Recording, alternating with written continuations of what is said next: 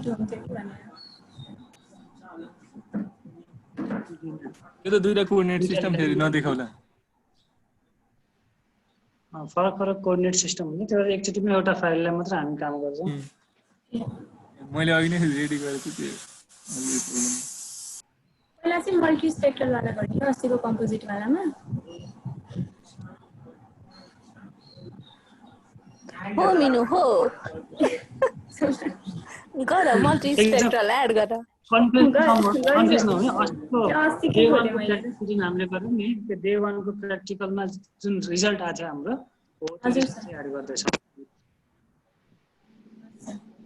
Time लाग्ने रहेछ है कति ढिलो ढिलो हुन्छ i5 भयो भने अलि फास्ट हुन्छ i3 भयो भने ढिला हुन्छ त्यस्तो हुन्छ के ए i3 हो आफ्नो त हार्डिस्क पनि एसएसडी हार्डिस्क भने राम्रो आउँछ महँगो परेको कम्प्युटर टाढो के भन्नुपर्दा के भन्नुभयो सर जति महँगो कम्प्युटर हो त्यति साह्रो हुन्छ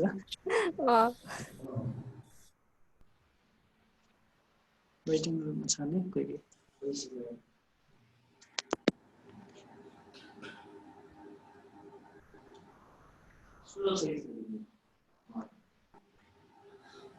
डिस्कनेक्ट गरिदिनुहोस्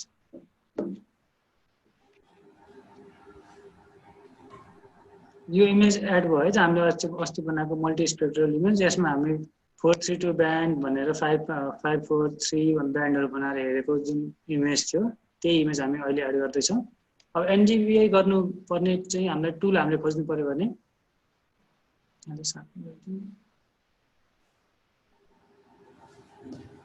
हामी केमा जानुपर्छ भन्दा विन्डोजमा हेरौँ त यहाँ माथिपट्टि सबैको आरजीएस जुन खुलेको छ त्यसको माथिपट्टि फाइल एडिट भ्यू बुकमार्क्स हुँदै हुँदै लास्टमा सेकेन्ड लास्टमा चाहिँ विन्डोज भन्ने अप्सन छ त्यो भित्र हामी गयौं भने इमेज एनालाइसिस भन्ने अप्सन छ त्यहाँ है त्यसलाई हामी क्लिक गरौँ एउटा डायलग बक्स एड हुँदैछ मेरो त एकैछिन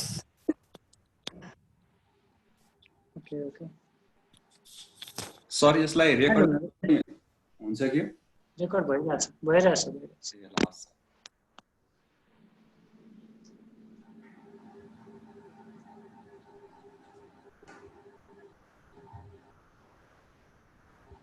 भयो त एड 62% भएको छ सर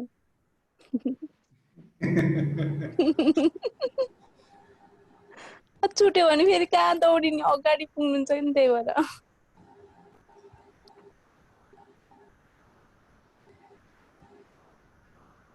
बत्तीजना कि फेरि युट्युबमा नि यही सबै डिट्टो अपलोड हुन्छ है फेरि मैले गर्दै गरौँ थाहा हुन्छ नि फेरि गर्दै गरौँ सर त्यसो भए केही भएन म सम्झिँदै गर्छु टिपेर राखेँ ल है त एकचोटि हेर्दै गरौँ हामीले इमेज एनालाइसिस भित्र चाहिँ एनडीबीआई हुन्छ हामी यतापट्टि यो सर्चमा गएर एनडीबीआई गऱ्यौँ भने भेटिँदैन है त हामी यहाँ चाहिँ के गर्नुपर्ने हुन्छ विन्डोजमा गएर कन्ट्रोलको विन्डोज होइन यो जीआईएस को विन्डोज भन्ने ट्याब छ त्यहाँ गएर हामी इमेज एनालाइसिसमा जान्छौँ र यहाँ चाहिँ हामीले तलपट्टि यहाँ एउटा यो के अरे म्यापलको लिभ्स जस्तो एउटा आइकन छ मैले मल्टी स्पेक्ट्रललाई टिक गरेँ भने यसरी यहाँ यो ग्रीन आइकन चाहिँ एक्टिभेट हुन्छ यसमा गएर हामीले हात राख्यौँ भने यसको नाम देखाउँछ यसको एनडीबीआई टुल भनेर नाम देखाएको छ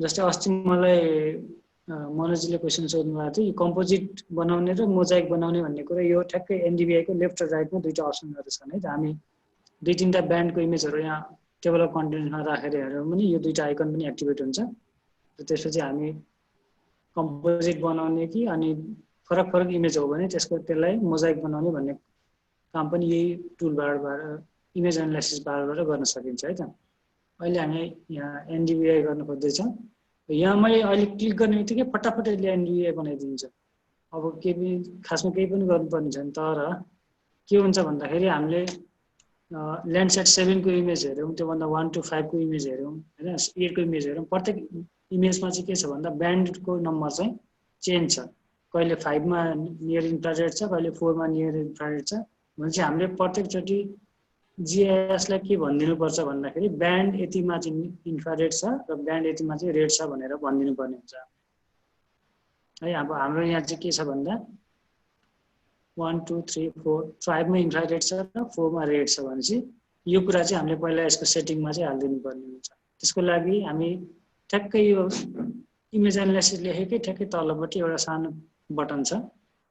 यो बटनलाई हामीले क्लिक गर्यो भने यसको सेटिङ खुल्छ है त, अप्सनहरु खुल्छ र त्यो अप्सनमा चाहिँ एनडीबीआई भित्र रेड ब्यान्ड कतिमा छ र इन्फ्रारेड ब्यान्ड कतिमा छ त्यो हामी यहाँ डिनोट गरिदिनु पर्ने हुन्छ।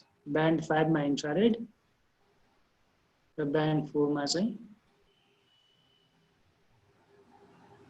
रेड ब्यान्ड भनेर, अनि त्यसपछि हामी साइन्टिफिक आउटपुट भन्ने अप्सनमा टिक गर्छौँ।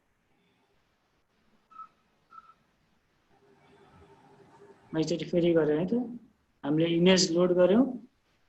इमेज लोड गरिसकेपछि अब हामी एनडीबीआई गर्नु छ भने हामी विन्डोज भित्र गएर इमेज एनालाइसिसमा जान्छौँ। इमेज एनालाइसिस भित्र डाइरेक्ट हामी यहाँ यो इमेज सेलेक्ट गरेको बेलामा यो एनडीबीआई को अप्सन एक्टिभेट हुन्छ, छैन भने चाहिँ डिएक्टिभेट हुन्छ। यहाँ हामीले टिक गरे पनि डिएक्टिभेट हुन्छ। यसलाई सेलेक्ट गर्नलाई हामीले एकचोटि यसलाई क्लिक गर्नुपर्ने हुन्छ। क्लिक गरिसकेपछि एक्टिभेट भयो र अब मैले क्लिक गर्ने बित्तिकै एनडीबीआई रन हुन्छ। तर रन हुनुहुँदाखेरि हामीले सेटिङमा चाहिँ के मिलाउनु पर्छ, कति नम्बर ब्यान्डमा चाहिँ रेड छ र कति नम्बर ब्यान्डमा इन्फ्रारेड छ भनेर यसलाई एसाइन गरिदिनु पर्ने हुन्छ। अब यहाँ हामीले अब चेक गर्यौँ रेड 4 मा इन्फ्रारेड 5 मा छ अनि त्यही हिसाबले रेड 5 इन्फ्रारेडलाई 5 यसलाई 4 मैले चेन्ज गरेर अनि साइन्टिफिक आउटपुटमा चाहिँ अप्सन टिक आउट भएको होला कसैको टिक गरेर हामी ओके गर्छौँ र अब चाहिँ हामी एनडीबीआई गर्न रेडी छौँ है त। अब एउटा क्लिक मात्र अवे छ हामी रिजल्ट आउनुभन्दा। गरेर हेर्दा हुन्छ क्लिक।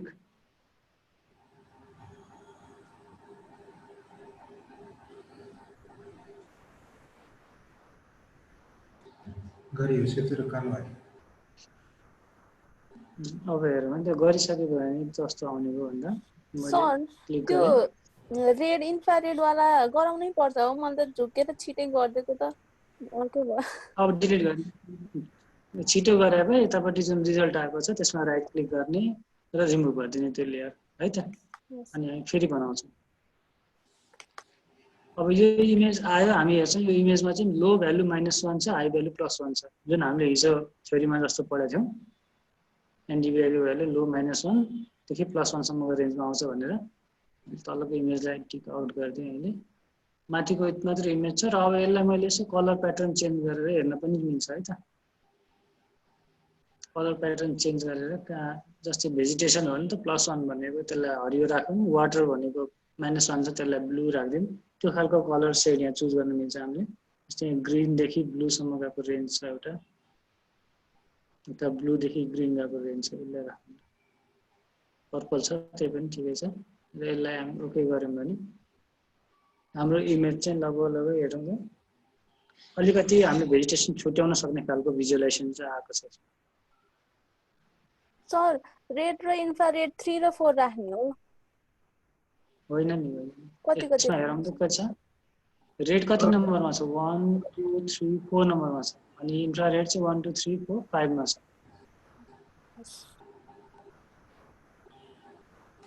4 र 5 भन्ने 5 र 4 रेड 4 इन्फ्रारेड 5। अब यो हेरौँ त हामीले कलर प्याटर्न चाहिँ यो मिलाएर हेर्नुपर्ने हुन्छ है, नभए हामीले अर्कै आउँला। जस्तै मैले यसलाई इन्भर्ट गरिदिएँ भने उल्टो रिजल्ट देखिन्छ। भेजिटेसन चाहिँ पर्पलमा देखिन्छ, यो भिजुअलाइजेसन कलर हो है त। जुन हामीले हिजो देखेको रेडमा भेजिटेसन भन्ने कुरा चाहिँ इन्फ्रारेड ब्यान्डमा देखिने हो। एनडीबीआई गरिसकेपछि सुरुको रिजल्ट चाहिँ ग्रे स्केलमै आउँछ। यसरी यो ग्रे स्केलमा आएको रिजल्ट छ। तर अब हामीले यसलाई सजिलो बनाउनको लागि के गर्न सक्छौँ भन्दा ग्रिनमा भेजिटेसनलाई राखेर, भेजिटेसनमा ग्रिन राखेर वाटरमा चाहिँ ब्लू राखेर एउटा कलर एसाइन गरिदियौँ भने हामीलाई अलिक बुझ्न सजिलो पर्छ म्याप। अब यसरी मैले यो भेजिटेसनवाला +1 पार्टलाई चाहिँ ग्रिन बनाएँ, -1 पार्टलाई चाहिँ पर्पल बनाएँ। हुन्छ अब जुम गरेर हेरौँ हामीलाई अलिकति चिने जानेको ठाउँ भने के थियो, इन्द्र सरोवरको एरिया थियो। हेरौँ त देखिया छ, देखिन्छ पर्पल पर्पल आउँछ नि। पर्पल आएको छ साइडमा एसोसिएट खोलाहरूको पनि त्यहाँबाट बगिरहेको पानीको भ्यालु चाहिँ हामी अलिकति जुम गरेर हेऱ्यौँ भने पर्पल कलरमा छ भ्यालुहरू त्यसबाट भएको आउटलेटको भ्यालु हामी जाने खोला हैन अब यो खासमा हामी के गर्छौँ भन्दा यति ठुलो इमेजको एनडीबीआई हामी गर्दाखेरि कहाँ हेर्ने के हेर्ने भनेर चाहिँ कन्फ्युज भए जस्तो पनि फिल हुन्छ है यति ठुलो इमेज छ हैन हरियो र सेतो त देखिएको छ भने जस्तो फिल देखिएको छ हामीले चाहिँ के गर्छौँ भन्दा पहिला सुरु जस्तै कुनै सामुदायिक वनको स्टडी गर्दैछौँ भने अथवा कुनै नेसनल पार्कको एरियाको स्टडी गर्दैछौँ भने पहिला त्यो एरियालाई क्लिक गरेर खालि नेसनल पार्कको एरिया मात्र राखेर अनि बल्ल एनडीबीआई गर्छ त्यो भयो भने अनि बल्ल चिन्न सजिलो हुन्छ कि ओके फलाना नेसनल पार्कको यो ठाउँमा चाहिँ डेन्स भेजिटेसन रहेछ यतापट्टि स्पार्स रहेछ अथवा सामुदायिक वनभित्र पनि यहाँ स्पार्स रहेछ यहाँ डेन्स रहेछ भनेर बुझिन्छ अब यतिकै हामीले हेऱ्यौँ भने त अब कहाँ हेर्ने कति ठाउँमा हेर्ने भन्ने कुरामा कन्फ्युज हुन्छ कि दिमाग कहाँनिर काम गर्ने जस्तै एकचोटि फरेस्ट नै सर्च गरौँ त कहाँनिर छ काठमाडौँ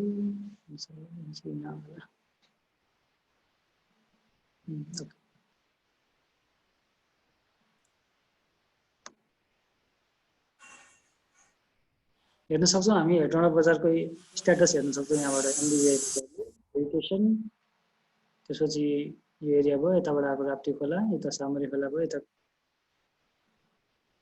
कर्रामा खासै पानी देखेको छैन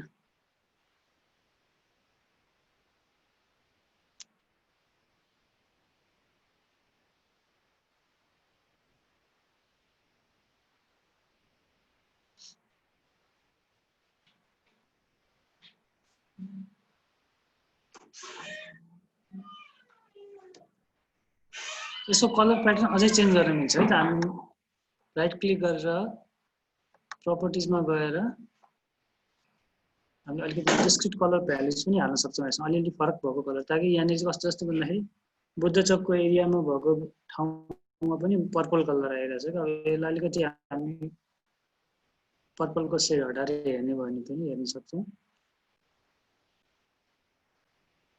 यसको लागि चाहिँ मैले युनिक भ्यालुजमा जाँदैछु है त युनिक भ्यालुजमा गएर उसले यस भनेर सोध्छ यसलाई कम्प्युट गर्न लगाउँदैछु युनिक भ्यालुजहरू सकेन भने ठिकै छ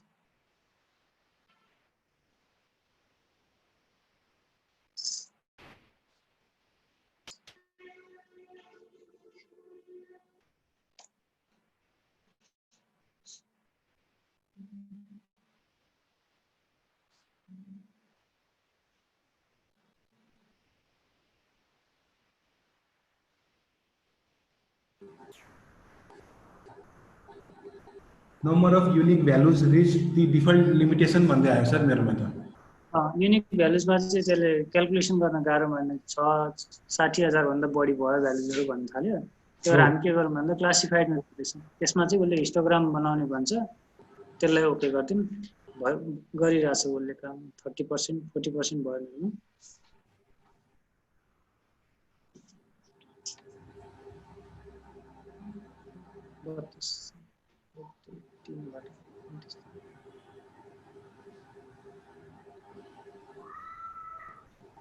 सर यो दुईटा कलरले चाहिँ के रिप्रेजेन्ट गरिरहेछ सर एउटा चाहिँ भेजिटेसन अनि अर्को वाटर बडी जस्तो यो एउटा ग्रीन छ अनि अहिले यहाँ यो दुईटा कलर भन्नुभएको हजुर सर यहाँ खासमा तीनटा कलर छ है बीचको जुन जिरो भ्यालुलाई चाहिँ येल्लो अथवा व्हाइटमा रिप्रेजेन्ट गरेको छ ए हजुर हजुर बिस्तारै ग्रेडिङ हिसाबले लगेको छ भनेको एकदमै डार्क पर्पल छ भने वाटर हो पर्फेक्टली हैन त्यसपछि त्यही ग्रेडेसन चाहिँ हामी घटाउँदै घटाउँदै बिचमा यदि व्हाइट कलरमा आउँछ भने बेयर सोइल हो अनि डार्क ग्रीन हो भने चाहिँ भेजिटेसन अब त्यो बिचको एरियाजहरू चाहिँ त्यो कलरको हिसाबले चाहिँ तलमाथि पार्न सक्छौँ हामी यहीँ मैले अर्को कलर र्याम्प राखेँ भने डिस्क्रिट खालको कलर र्याम्प राखौँ न एउटा विभिन्न कलर भएको है त्यही यसलाई 5 वटा क्लास भनेर चाहिँ अलिकति 5 हैन 20 वटा क्लासमा राख्दिउँ हेरौँ त अबको इमेज चाहिँ अघिको भन्दा अलिकति फरक देख्छौँ हामी यसमा हामीले छुट्याउनु पर्ने के भन्दा व्हाइट एरियामा चाहिँ वाटर देखिएको छ त्यसपछि रेडमा चाहिँ भेजिटेसन एकदम डेन्स भेजिटेसन देखिएको छ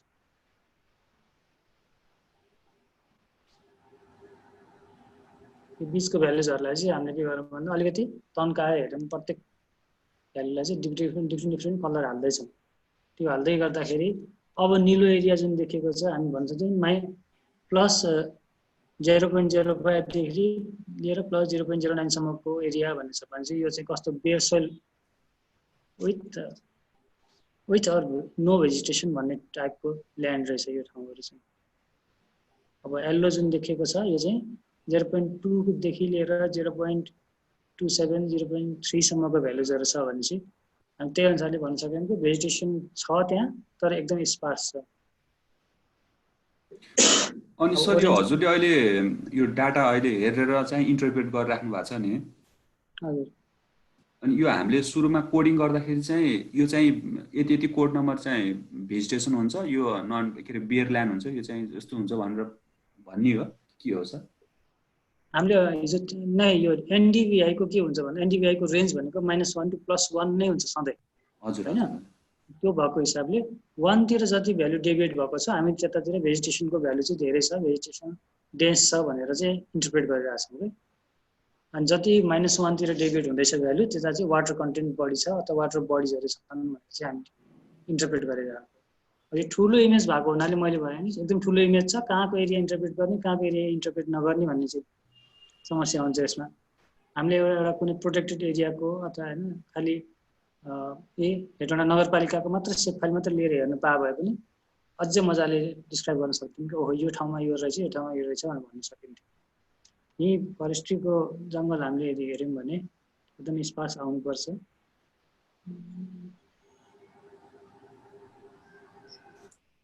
नेपालको त्यो गर्दा सजिलो हुन्छ भने त्यही गरौँ न त सर। फेरि अहिले मैले क्लिप गर्नलाई फेरि एकलाख फेरि सिकाउनु पर्ने हुन्छ कि। अब फेरि हामीसँग त्यो हेटौँडा सेप फाइल अहिले तत्कालै उपलब्ध छैन हैन। यहाँनिर यसमा यही हेर्नु हो त यो चाहिँ जुन देखाइएको छ यहाँनिर यो एरिया अब तपाईँहरूले जुम गरेर कतिको सजिलो हुन्छ भने मैले चाहिँ अलिकति ठ्याक्कै पत्ता लगाएँ त काठमाडौँ ठ्याक्कै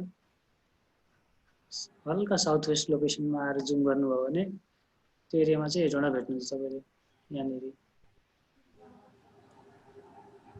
र फरेस्ट्रीको हामी हेऱ्यौँ भने अलिकति केही पार्टहरूको फरेस्ट्रीको जङ्गलमा केही पार्ट चाहिँ ओरेन्ज कलरको सम्म भेटिएको छ अनि येल्लो छ। त्यति भेजिटेसनको कन्डिसन अथवा फरेस्टको कन्डिसन त्यति राम्रो चाहिँ देखाएको छैन, डेन्स फरेस्ट छैन।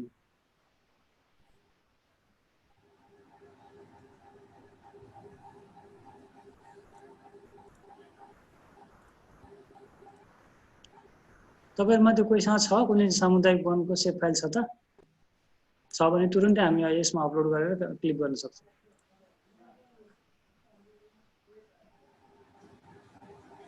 यही ठाउँको भन्नाले हेटौँडा काठमाडौँ एरियाको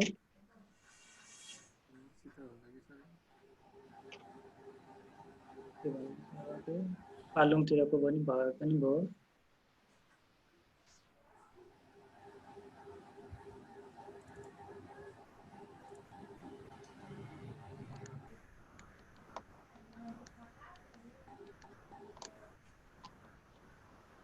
छ रोजन कुनै सेप फाइल रानीवनको छ कि? रानीवनको छैन सर, मसित त्यही अब के को भने हेटौँडाबाट अलिक पर नै थियो मसित छ भने चाहिँ यो हेटौँडाको ठ्याक्क नर्थपट्टिको जङ्गलको त्यो रेन्जको थियो क्या तिमीसँग हैन?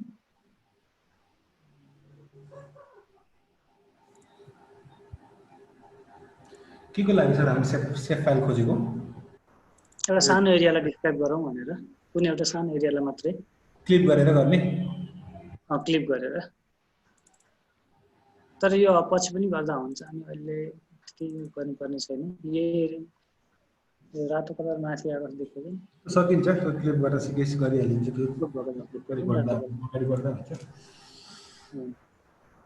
फ्लोट भएको जस्तो बाहिर आएको छ। एनडिभिआईको भ्यालुजहरू हुन् कि यिनीहरू। यहाँ चाहिँ भेजिटेसन छ बढी छ, डेन्स भेजिटेसन छ भनेर देखाउँछ रातोले। निलोले चाहिँ वाटर 0.4 देखि 1 सम्म।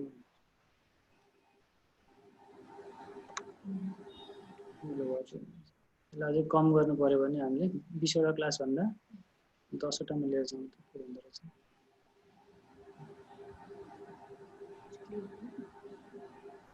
कलरिङको मात्र फरक हो। उसले क्लासेस बनाउँदाखेरि कतिवटा कलर गर्छ। अब यसमा अभियसली 10 क्लास गर्दाखेरि त धेरै सेलहरू हुन्छ अनि डेन्स कलर बढी आउने।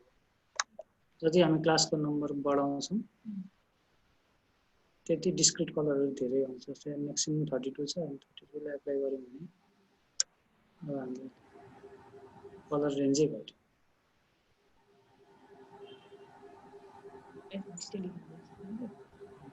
त्यो क्लास गर्दा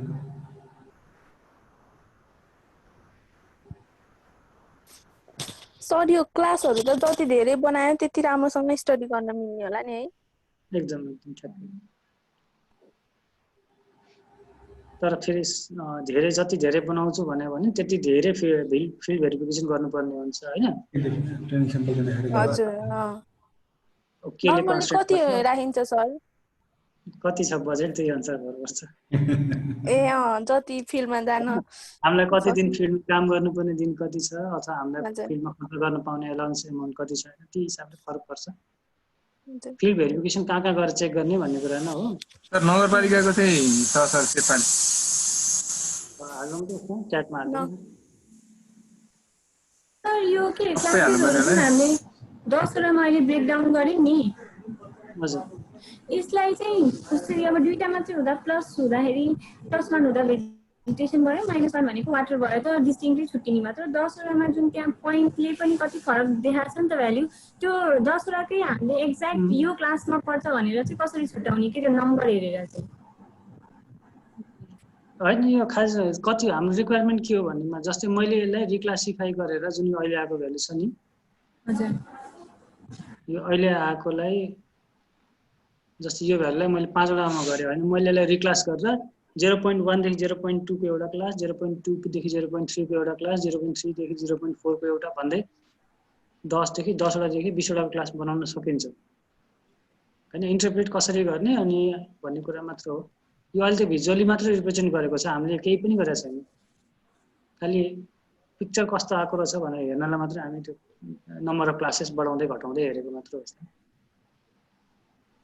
बेसिक नम्बर यो नम्बरबाट चाहिँ यो क्लासमा पढ्ला। जसरी अब यहाँ कलरहरू देखाएको छ नि, कहीँ ब्लू छ कहीँ रेड अनि यो येल्लोहरू, यिनीहरूलाई चाहिँ यो होला भनेर ठ्याक्कै छुट्याउन सक्ने के छ त्यस्तो?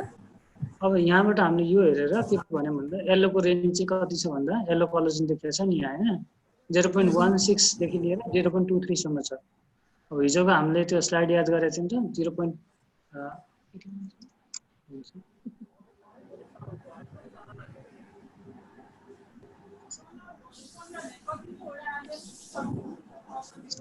यो पनि सोधेको थियो अनि मिनुले सोधेको हैन त क्वेशन? हजुर हजुर दाइ। यस्तो कि 1 को नजिकै आयो भने त्यहाँ भेजिटेसन धेरै छ भन्ने कुरा भयो। हजुर 0 को वरिपरि छ भने पानीहरू छ भन्ने कुरा भयो। म के -1 छ तिर छ भने 0 तिर छ भने बेयर सोइल छ भन्ने कुरा हो कि यसरी नै त्यसलाई इन्टरप्रेट गर्ने भन्ने कुरा हो हैन र सर?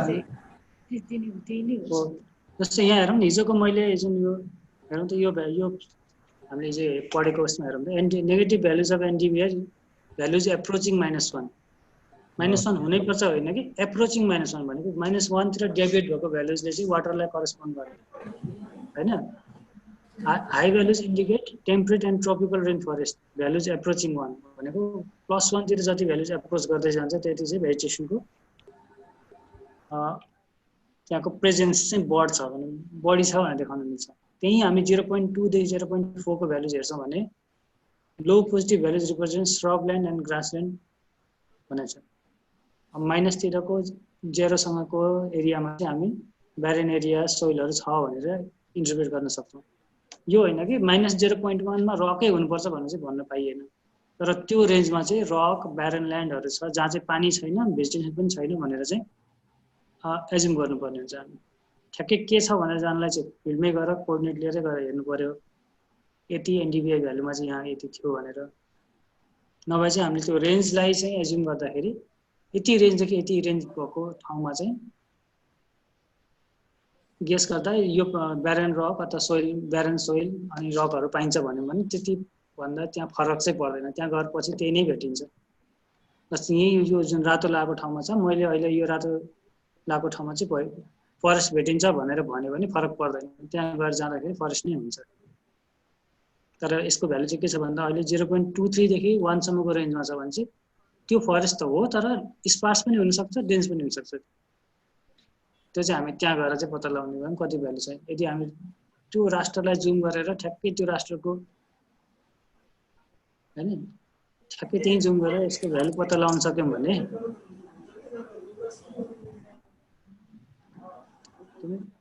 फाइन रिजोल्युसनमा आएको छ।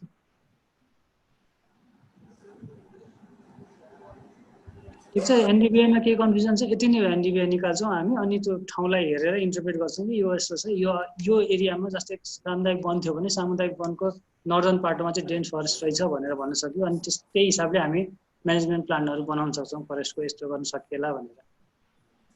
त्यसलाई हामीले क्वान्टिफाई गर्न सक्दैनौँ। हजुर त्यसलाई हामीले क्वान्टिफाई गर्न सक्दैनौँ। जस्तै मानौँ हाम्रो यसलाई क्वान्टिफाई गर्न सक्दैनौँ। यसलाई हामी खालि भिजुअली चाहिँ के आइडिया जेनेरेट गर्ने मात्र हो कि फलाना ठाउँमा चाहिँ यस्तो रहेछ भेजिटेसन प्याटर्न भनेर। यति बायोमास छ यस्तो छ ग्रोइङ स्टक छ भने चाहिँ यसबाट क्यालकुलेट गर्न मिल्दैन एनडिबिआईबाट चाहिँ। म्याप पठाइरहनु पर्दैन नि अब कि पठाइदिउँ? पर्दैन, भोलिलाई ग्रुपमा पठाइदियो भने त्यो सबै फाइल हाल्नु पर्यो नि, एउटा मात्रै हालेर भएन फेरि चल्दैन। सबै हाल्दाखेरि जिप गरेर जिप गरेर पठाउनुपर्छ, इमेलमा पठाइदिनु। ठिक छ, केही अब कन्फ्युजनमा जाउँ है त। यसको यो एनडिबिआई निकाल्ने तरिका यति मात्र हो, एकदम सिम्पल छ यो, केही गाह्रो छैन। हामीले के गर्नुपर्ने थियो भन्दा हामीले आदि काम अस्ति गरेको भएर हो अलिकति अझै छिटो भएको यो, किनभने हामीले सेटेलाइट इमेज हाल्यौँ, सेटेलाइट इमेजबाट कम्पोजिट बनायौँ, बनाइसकेपछि कम्पोजिटमा अनि हामीले एनडिबिआई रन गरेको है। प्रोसेस हेर्ने भनेको चाहिँ अस्तिको दिनदेखिको लिएर आजकोसम्म हो एनडिबिआई निकाल्ने काम चाहिँ। सर यो भ्यालु छ नि सर, त्यो भ्यालु चाहिँ के वेबको रेन्जको भ्यालु के हो? यो इन्डेक्सको value normalise difference vegetation index जुन भनेको छ इन्डेक्सको भ्यालु हो। त्यो इन्डेक्सको भ्यालु चाहिँ -1 देखि +1 सम्म रेन्ज हुन्छ।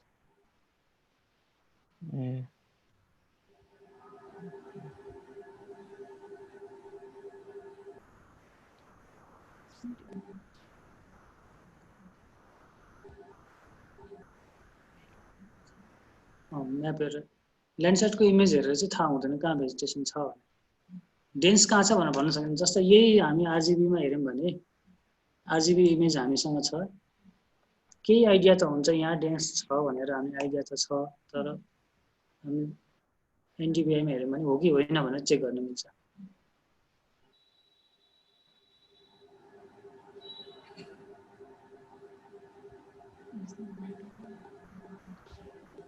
देख्नुहुँदैन जस्तै यो वाटर यो इन्द्र सरोवरको नि लेखा नि यतिकै हेर्दा चाहिँ वाटर देखिएको छ, यस्तो देखिन्छ। यसमा हेर्नुभयो भने यो अब खोलाको वाटर भयो, यसमा खासै देखिएको छैन, स्यान्डको मेजोरिटी बढी छ, यहाँ चाहिँ पानीको मेजोरिटी बढी छ, यहाँ चाहिँ नील कलर आएको छ, यता स्यान्डको भएको हुनाले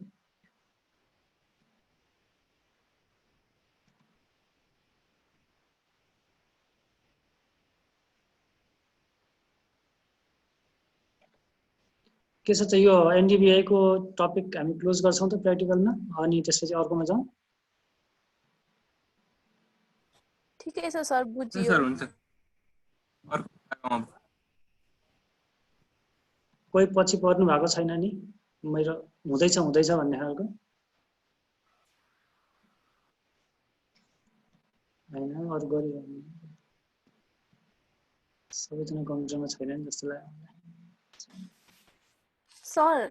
यो हुन्छ नि यो म्यापमा चाहिँ यो जस्तै हजुरले इन्द्र सरोवर पत्ता लगाउनु भयो नि, हो त्यस्तो पत्ता लगाउने कसरी हो के? म त त्यो मेसै पाउनु कहाँ हो ठाउँ? ए हैन, यो चाहिँ सुरुमा काठमाडौँ जाने अनि त्यसपछि यता ल्याउने के हो एकदम सही रोजनले भने जस्तै। जस्तै यो ठुलो इमेज थाहा हुन्छ अहिले बेलै भएको थाहा पाउने हाम्रो ठुलो इमेज हेर्दाखेरि जुन यो प्याच देखिएको छ नि, यतापट्टि हामी इरेगुलर फिचरहरू देखेका छौँ, यता पनि इरेगुलर फिचरहरू छ, यता माथि स्नो छ, तर यो प्याचमा आउँदाखेरि के सम्म भए जस्तो फिल हुन्छ। जो जस्तो छ भने यो काठमाडौँ हो भनेर एज्युम गऱ्यौँ कि हामीले, अनि चेक गऱ्यौँ हो रहेछ। यदि यो काठमाडौँ हो भने अब काठमाडौँबाट साउथतिर हामी आउँछ भने अभियसली हेटौँडा हुँदै बिरगञ्ज जाने हो, बाटो त त्यसरी नै जान्छ। त्यही हिसाबले एजुम गरेको यति डिस्टेन्समा वीरगञ्ज छ भने वीरगञ्ज र काठमाडौँको ठ्याक्कै मिड पोइन्टमा हेटौँडा भेटिन्छ भन्ने हिसाबमा यसो एरियालाई जुम गरेर हेऱ्यो नभन्दा हेटौँडा भेटियो यहाँनिर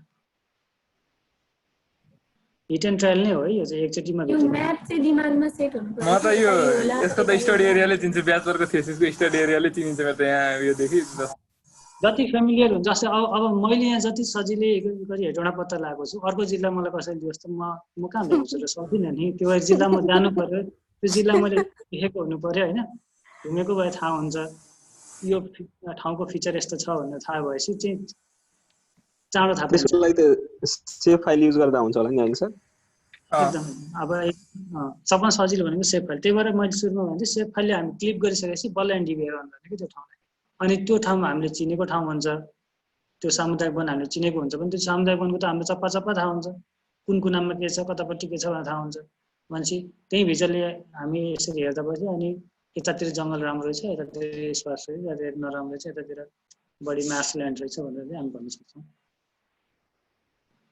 यो ठुलो इमेजमा त कता जाने भनेर त्यसै हराइन्छ है त ओके अब हामी अर्को त्यो जेनरल जियो रिफ्रेसिङतिर जान्छौँ त्यही भएर म चाहिँ फाइलमा गएर न्यू गर्दैछु है त जिएस यो पुरानो कामलाई चाहिँ तपाईँहरूले चाहिँ सेभ गर्नु होला न्यू गर्दाखेरि ब्ल्याङ्क म्याप गरेर गर्नु भने पुरानो काम सेभ गर्ने कि नै हुनसक्छ सेभ यस गरेर नेम लेखेर सेभ गर्नुहोस् मैले चाहिँ अहिले नो गरेँ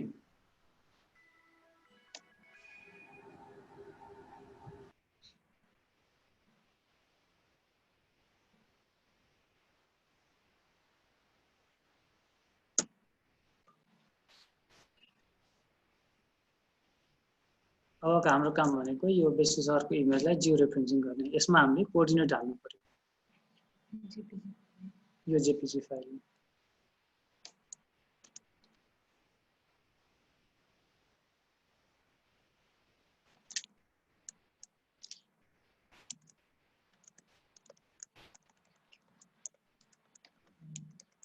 गाइड जस्तो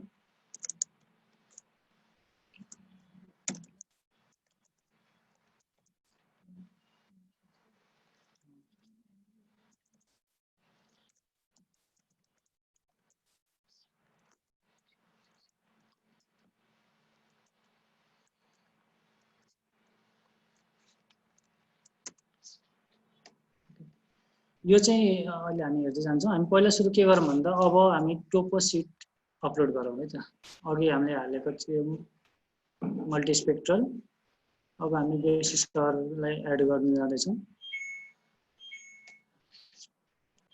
हेरौँ त एड गर्ने बेला सुरुमै उसले वार्निङ दियो के भन्छ भन्दा unknown spatial reference the following data sources you added are missing spatial reference information this data can be drawn in आर्कमा बट क्यानट बी प्रोजेक्टेड यसको अर्थ के भन्दा आर्कजिएस यसलाई डिस्प्ले गर्न सक्छ तर एक्ज्याक्ट यसको लोकेसन कहाँ हो कुन 45 आरमा हो 45 एनमा हो कि कतै कुनै अर्को देशमा हो त्यो चाहिँ पत्ता लगाउनै सक्दैन त्यही भएर उसले यो सुरुमा वार्निङ दियो कि यो एरिया जुन हामी एड गर्दैछौँ अथवा यो जे चिज एड गर्दैछौँ त्यो प्रोजेक्सन चाहिँ गर्न सकिँदैन भनेर गरेछ हामी यसलाई यतिकै ओके गर्छौँ किनभने अब हामी यसमा प्रोजेक्सन हाल्न जाँदैछौँ यसलाई ओके गरिसकेपछि यसले डिस्प्ले गर्यो अब यो डिस्प्ले गरिसक्ने बित्तिकै हामी यसो हेरौँ त तलतिर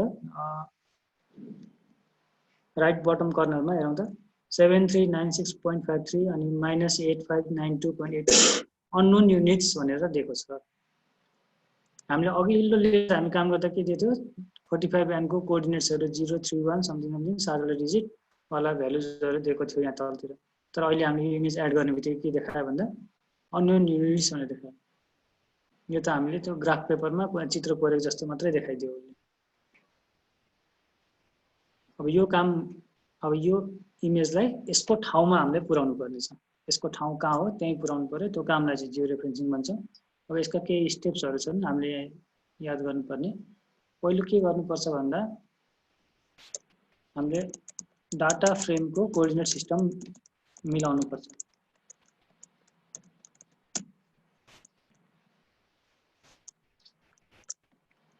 डाटा फ्रेम कोअर्डिनेट सिस्टम मिलाउनु पर्यो त्यसपछि दोस्रो स्टेपमा आएर जुन हाम्रो इमेज छ त्यो इमेजमा हामीले कोअर्डिनेट्स प्रोजेक्सन सिस्टमलाई पनि इन्सर्ट गर्नुपर्ने हुन्छ, इमेजको प्रोजेक्सन सिस्टम पनि डिफाइन गरिदिनुपर्ने हुन्छ। अनि त्यसपछि हामी जियो रेफरेन्सिङ टुलबारमा जान्छौँ।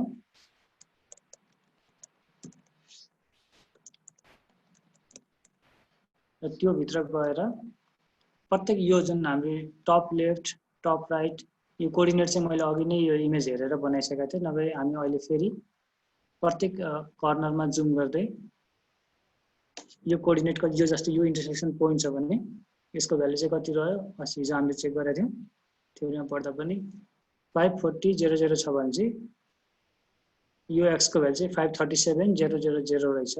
त्यस्तै गरी यता 25 लेखेको छ, यसको चाहिँ भ्यालु कति रहेछ भन्दा 3120 भनेपछि 3125.000 भनेपछि टप लेफ्टको एक्स र वाई कोअर्डिनेट हामीले हेर्यौँ भने टप लेफ्टको एक्स र वाई कोअर्डिनेटको भ्यालु चाहिँ कति रहेछ 537.000 र वाईको भ्यालुमा चाहिँ 3125.000 छ। र सिमिलरली हामीले यो टप लेफ्टको निकाल्यौँ, हामी त्यसपछि टप राइटको कर्नरको इमेजको यहाँको चिनेको कोअर्डिनेट हामी निकाल्छौँ। यहाँ कति रहेछ भन्दा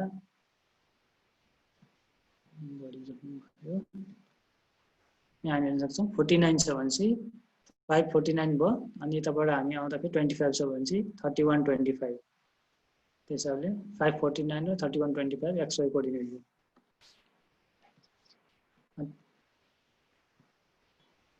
र किन 49 48 47 46 45 44 43 42 41 यहाँ 540 छ हामीसँग, त्यही हिसाबले हामी 545 पछि यहाँ जुन हाम्रो अन्तिम 49 भेटिएको छ त्यहाँ 49 मा हामी 549.000 राखेको है त। अब ठ्याक्कै हामी तल आउँ राइट बटम कर्नरमा, राइट बटम कर्नरको हामीलाई कोअर्डिनेट निकाल्नु पर्यो भने यहाँ 12 छ यता 49 छ भनेपछि हाम्रो 49 को अगाडि 5 लाग्यो, 12 को अगाडि 31 लाग्यो भनेपछि 549 र 3112 चाहिँ हाम्रो बटम राइट कर्नरको इमेजको कोअर्डिनेट हुने। यो कपीमा टिपौँ, अहिले हामीले हेर्दै टाइप गर्नुपर्ने हुन्छ यो चाहिँ। त्यस्तै गरी बटम लेफ्टको कर्नरको हामीले इमेज कोअर्डिनेट टिप्नु पर्यो भने यो एरियामा जुम गरौँ। जुम गर्दाखेरि 37 र 12 को इन्टरसेक्सन पोइन्ट छ भने चाहिँ 12 भनेको 3112 र 37 भनेको 537 भयो। सो 537 एक्स कोअर्डिनेट र 3112 चाहिँ वाई कोअर्डिनेटको भ्यालु छ। अब यो चारवटा सिजन टु चाहिँ हामीले यहाँबाट इमेजमा भएको कोअर्डिनेट सिस्टमको इन्फर्मेसन लिनु पर्यो। जुन चाहिँ अब हामी यो तीनटै उसमा चाहिँ त्यही सेम सिस्टम चाहिँ डिफाइन गर्छौँ। डाटा फ्रेममा पनि जुन इमेजमा कोअर्डिनेट सिस्टम छ त्यही हालिदिन्छौँ, अनि इमेजको प्रोजेक्सन सिस्टम पनि त्यही इमेजको डिफाइन गरिदिन्छौँ। त्यसको लागि हामीले यो चाहिँ कहाँबाट एक्सट्र्याक्ट गर्नु पर्यो। अब यो फोटोको हामीसँग लास्टमा बटम सेन्टरमा चाहिँ त्यो इन्फर्मेसन छ। बटम सेन्टर एरियालाई मैले जुम गर्दैछु। हरिजेन्टल डाटमको रूपमा चाहिँ स्पेरोइड एभरेज 1830, त्यसै प्रोजेक्सनमा मोडिफाइड युनिभर्सल ट्रान्सफर्स मर्क्याटर MUTM जुन हामी भन्छौँ, UTM-लाई पनि मोडिफाइड भर्जनको बनाएको छ। र त्यसपछि ओरिजिन इस्ट ल्याटिट्युड लङ्गिट्युड 0, त्यसपछि स्केलिङ फ्याक्टर फल्स स्टिङको भ्यालु 5 लाख मिटर र स्केलिङ फ्याक्टर भनेको 0.9999 भनेर राखेको छ। अब यो भ्यालुजहरू हामी युज गरेर एउटा कोअर्डिनेट सिस्टम बनाउँछौँ। यहाँसम्म चाहिँ हाम्रो प्रिपेरेसन जस्तै हो है त। हामी अहिलेसम्म केही पनि गरेका छैनौँ, खालि इमेज मात्र एड गरेका छौँ GIS-मा र हामीलाई के इन्फर्मेसन चाहिन्छ सबै एक्सट्र्याक्ट गरिरहेको छौँ। यसपछि हामी स्मुथली अरू बाहेक त्यसपछि हामी टुल्सहरू सबै रन गर्नको लागि। सो हामीलाई के चाहिने रहेछ भन्दा सुरुमा हाम्रो इमेजको कोअर्डिनेट सिस्टम के छ, त्यसपछि इमेजमा भएको चारवटा कोअर्डिनेटको भ्यालु हामीलाई चाहियो। बेस्ट चाहिँ के हुन्छ भन्दा प्रत्येक कर्नरबाट निकाल्नु बेस्ट हुन्छ।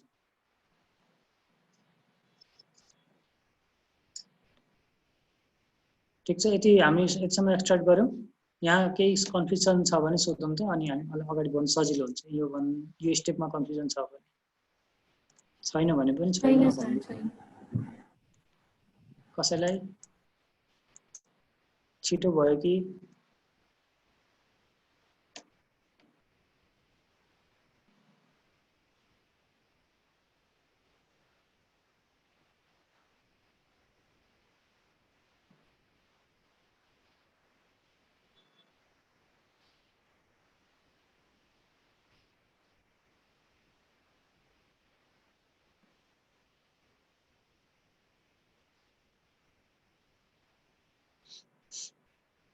कतिजना कम्प्युटरमा हुन्छ साँच्चै आज?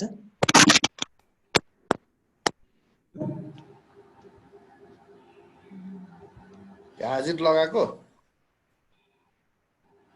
त्यही होला दाइ। कोही बोलेन भनेर होला के? यो त मलाई त यो त अब अर्को प्रौढ शिक्षामा गए जस्तो भइरहेछ के यो। हैन अब कम्प्युटरमा हुन्न भने त फेरि यो फेरि गर्नुपर्ने हुन्छ नि त क्रिटिकलहरु। जस्तै अहिले कम्प्युटरमै छ सर। कम्प्युटरमा गरे कम्प्युटरमा भए ठीक छ। म हेरिरहेको छु रेकर्डमा राखेर। कसले गरिरहेछ? रेकर्ड भइरहेछ यति बेला। सर यो हामीले त्यो जुन निकालेको छ नि टप लेफ्ट भनेर दुईजना सँगै भएको ठाउँबाट इको आइरहेछ। को दुईजना सँगै हुनुहुन्छ? सुदीप दाइ सुदीपबाट हैन इको आइरहेछ के दुईटा कम्प्युटर सँगै भयो भने त्यस्तो हुन्छ कि अस्ति हाम्रो प्रेजेन्टेसनमा फिल गरेको। टप लेफ्ट भनेको छ नि टप लेफ्टमा नि कर्नरमा चाहिँ त्यो 53700 वाला छैन यतापट्टि छेउमा छ त्यो टप कर्नरकै हो टप लेफ्ट कर्नरकै हो कि त्यो अलिकति साइडको हो? एकदम सही क्वेसन आयो है यो चाहिँ। जस्तै हामीले यहाँ हेर्दाखेरि चाहिँ के छ भन्दा यो कर्नरको लिने कि यहाँनिरको लिने किन यो लिने भनेर चाहिँ क्वेसन किन आउनु पर्ने हो है त। जस्तै सुदीपजीले गर्नुभएको क्वेसन चाहिँ के भन्दा यही यहाँको किन लियौँ हामीले यो चाहिँ किन नलिएको भन्ने कुरा हो हैन त। क्रस गर्दाखेरि बडी इक्वलेट डाटा आउनु भयो नि त। त्यसो भन्दा यो यहाँ यो ठाउँको हामीलाई कोअर्डिनेट थाहा छैन कि यो 37 भनेको यो लाइन हो है 537,000 को लाइन भयो। हामी जुन त्यो म्याथमा एक्स र वाइ एक्सिस बनाउँछौँ नि कोअर्डिनेट चाहिँ ग्राफ पेपरमा त्यस्तै गरी सेम तरिकाले यो चाहिँ 37 को लाइन भयो यो चाहिँ 25 को लाइन भयो। अब योभन्दा अलिकति माथि हामी चाहिँ गयौँ भने 25 यो कति 31 25 000 थियो भनेपछि 000 को भ्यालुमा 1 मिटर 2 मिटर 3 मिटर 4 मिटर थप्दै थप्दै थप्दै थप्दै गएर अनि यो चाहिँ 31,26,000 बन्ने हो कि माथि पुगेर। जस्तै यहाँ हामीसँग 24 छ तलतिर यो 31,24,000 मिटर हो यो चाहिँ 31,25,000 मिटर भनेपछि यो दुईटाको बिचमा 1 किलोमिटरको फरक छ यो पोइन्ट र यो पोइन्टको बिचमा। भनेपछि यहाँबाट जति हामी चाहिँ माथि आउँदै गर्छौँ प्रत्येक मिटरको भ्यालु चाहिँ चेन्ज हुँदै गएको भेट्छौँ हामीले। अब त्यही भएर यहाँ आइपुग्दा त यो अरू नै केही कोअर्डिनेट होला 000 मा चाहिँ हामी कोअर्डिनेट भेट्दैनौँ। त्यही भएर हामी यो जुन यो इन्टरसेक्सन पोइन्ट छ यो चाहिँ पर्फेक्ट हाम्रो लागि के पर्फेक्ट छ भन्दा यताबाट 25,000 को छ 31,25,000 को लाइनमा छ यताबाट 537,000 को लाइनमा छ भने चाहिँ यो पोइन्टको कोअर्डिनेट हामीलाई चिन्न सजिलो भयो। लिएको कोअर्डिनेट चाहिँ के हो भन्दा हामीले यो टप कर्नर लिएको होइन कि यो दुईटा लाइनको इन्टरसेक्सन चाहिँ लिएको। यो भने त सर यो जीपीएस पोइन्ट हैन? जीपीएस पोइन्ट हो एक्ज्याक्टली एक्स र वाइ भनेर हामीले भनेको यो त्यो नक्सामा जुन हामीले भन्यौँ नि यो टप लेफ्टको भ्यालु चाहिँ यति छ भने चाहिँ त्यो यो पोइन्टमा पुग्नलाई हामीले यही भ्यालु इन्टर गर्यौँ भने जीपीएसमा ठ्याक्कै यहीँ पुग्छ।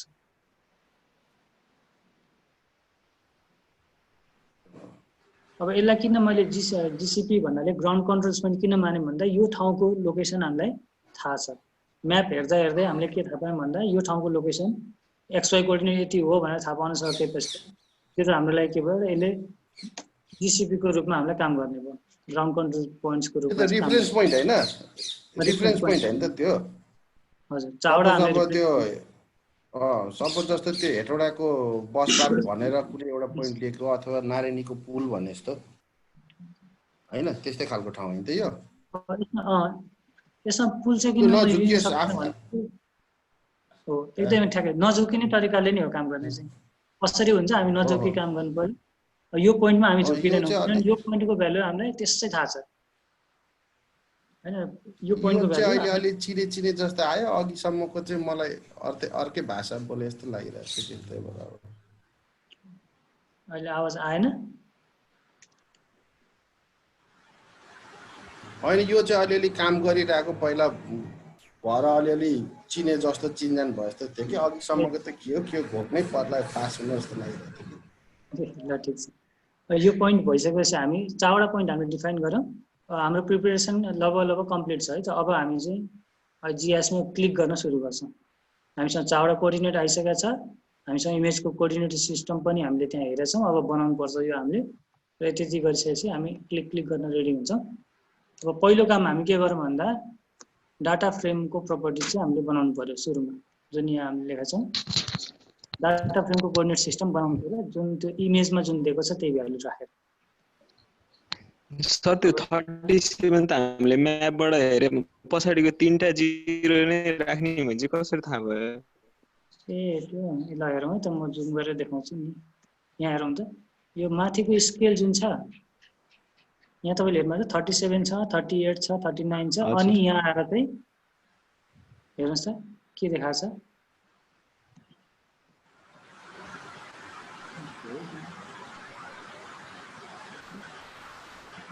अब हेर्नुहोस् यहाँ 39 लेखेको छ, यहाँ 540,000E लेखेको छ, फेरि 41 मात्र लेखिदिएको छ।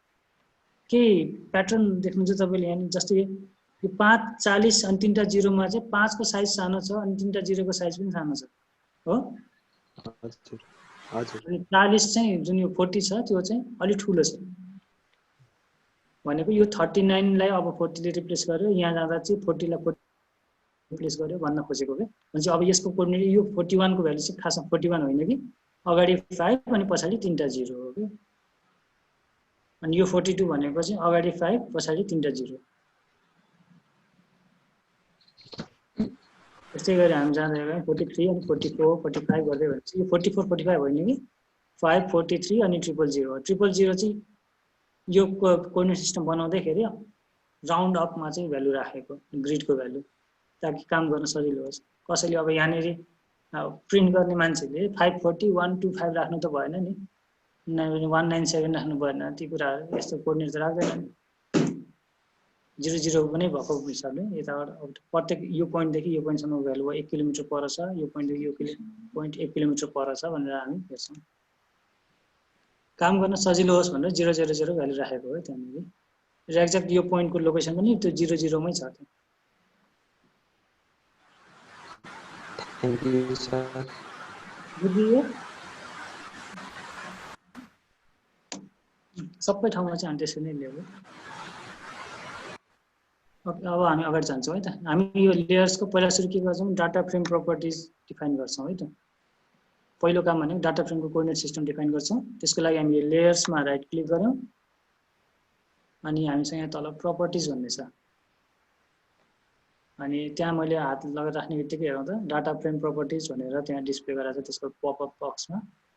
त्यसलाई मैले क्लिक गरिसकेपछि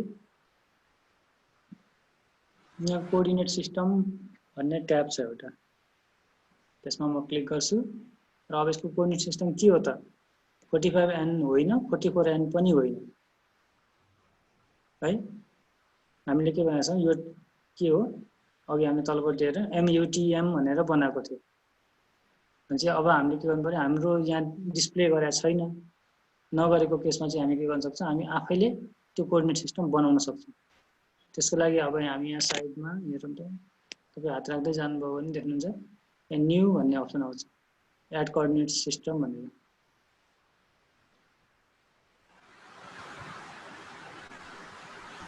कोअर्डिनेट सिस्टम ट्याब भित्र गइसकेपछि यहाँ अर्थ जस्तो आइकन छ, त्यसको ड्रप डाउनमा चाहिँ हामीसँग न्यू भन्ने आइटम छ। त्यो न्यू आइटम भित्र हामी प्रोजेक्टेड कोअर्डिनेट सिस्टम बनाउँदैछौँ, किनभने हामी MUTM बनाउँदैछौँ, मोडिफाइड युनिभर्सल ट्रान्सफर मार्केटर। त्यो चाहिँ प्रोजेक्सन सिस्टम हो, प्रोजेक्टेड कोअर्डिनेट सिस्टम हो भनेपछि त्यसमा क्लिक गर्छौँ।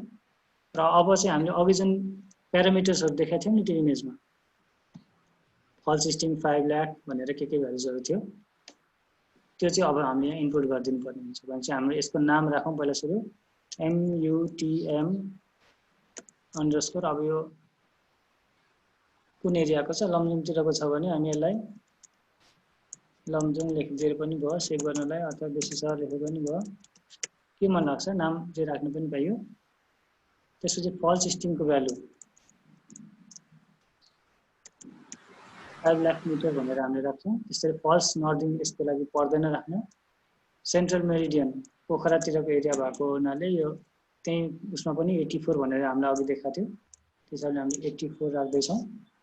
स्केलिङ फ्याक्टर 1 छ यहाँनिर, हामीले त्यहाँ चाहिँ कति राख्नुपर्ने छ, 0.9999 4 9 भनेर राख्नुपर्ने थियो। अनि ल्याटिट्युडको ओरिजिन चाहिँ 0 नै छ।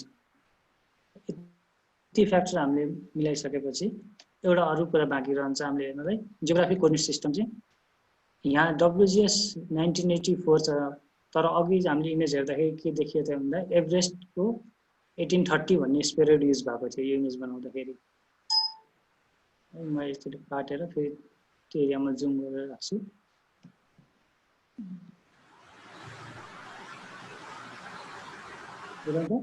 एभरेज 1830 5 लाख मिटरको फल्स सिस्टम छ नर्दिङ 0 छ स्केल फ्याक्टर 0.9 छ 84 डिग्री चाहिँ ओरिजिन छ लङ्गिट्युड टु ल्याटिट्युडको 0 छ अनि स्पेरोइड चाहिँ हामीले युज गरेको एभरेज 1830 छ भने चाहिँ हामी त्यो यो भएको कोअर्डिनेट सिस्टम बनाउनु पर्यो बनाउँदाखेरि हामी न्यूमा जान्छौँ न्यू भित्र प्रोजेक्टेड बनाउँछौँ यसको नाम चाहिँ MUTM_84 राख्दै पनि भयो अब हामीले 84 डिग्रीको बनाउँदैछौँ भनेपछि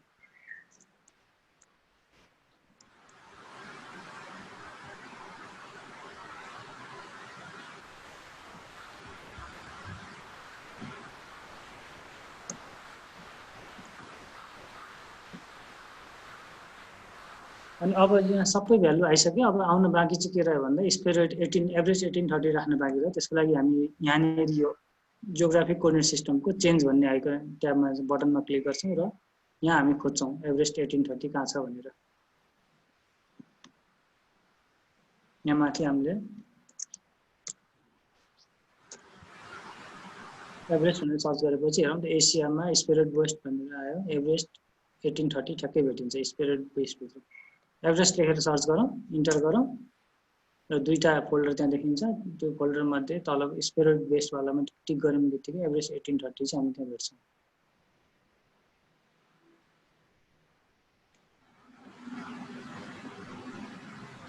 त्यसलाई टिक गरेर ओके गऱ्यौँ र यहाँ हामी अब अघि चाहिँ WGS 1984 थियो यहाँ भनेपछि अब चेन्ज भयो यसको एभरेज 1830 मा आयो हामी यसलाई एप्लाई गर्छौँ र एप्लाई गरिसकेपछि ओके गरौँ हेरौँ त अघि यहाँ देखाएको थिएन अहिले आएर कस्टममा आएर MUTM_84 भनेर आएर बस्यो यो कोअर्डिनेट सिस्टम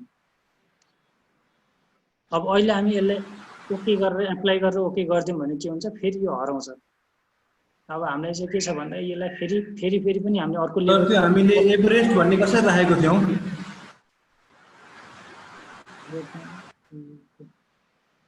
एभरेस्ट भनेको तपाईँ यहाँ न्यूमा जानुभयो हेर्नुहोस् है एकचोटि प्रोजेक्टेडमा जानुभयो अनि यहाँ तलपट्टि यो जियोग्राफिक कोअर्डिनेट सिस्टम भन्ने ट्याब छ नि लास्टमा त्यहाँ चेन्ज भन्ने ठाउँ छ चेन्ज गर्यो अनि चेन्ज गर्नुभयो अनि यहाँ एभरेस्ट भनेर सर्च गर्नु EVEREST भनेर इन्टर हान्नुहोस् त्यसपछि स्पिरिट बेस्ड भन्ने फोल्डर छ त्यसलाई एक्सपान्ड गर्ने बित्तिकै हामीसँग के आउँछ एभरेज 1830 भेटिन्छ है त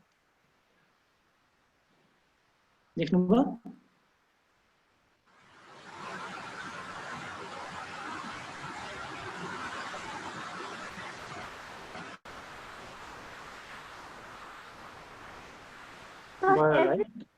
स्पिरिट बेस पछि कुन सर स्पिरिट बेस पछि 1830 हैन हजुर एभरेज 30 नै किन भन्ने क्वेशन आए जस्तो माने मैले हो त्यो त हाम्रो त्यही युनिट हो त्यही भएर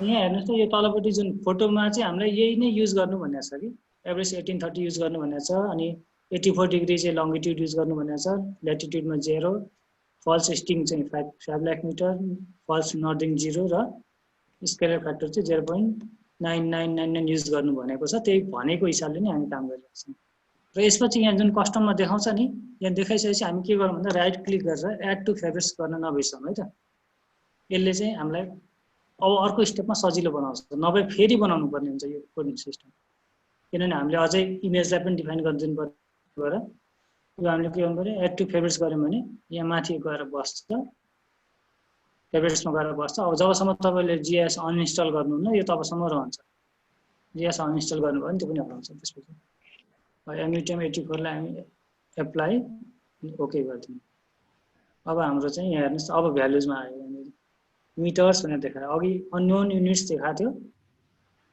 तलपट्टि यो राइट बटममा हेर्नुहोस् न केही भ्यालु छ अनि मिटर्समा देखायो अहिले चाहिँ आएर अघिसम्म अननोन युनिट्समा थियो अब हाम्रो दोस्रो काम के छ भन्दा दोस्रो काम चाहिँ इमेजमा चाहिँ यो सर त्यो एप्लाई गर्ने हो अब अनि एप्लाई गरेर ओके एप्लाई गरेर ओके गर्नु हस्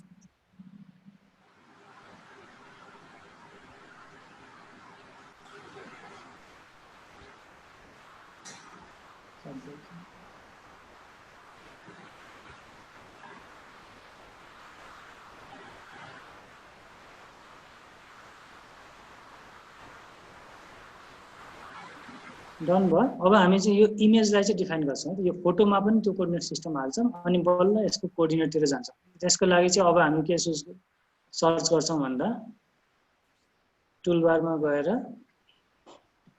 डिफाइन प्रोजेक्सन भन्ने एउटा टुल सर्च गर्छौँ लेखौँ है सबैले डिफाइन प्रोजेक्सन यसलाई मैले इन्टर गरेँ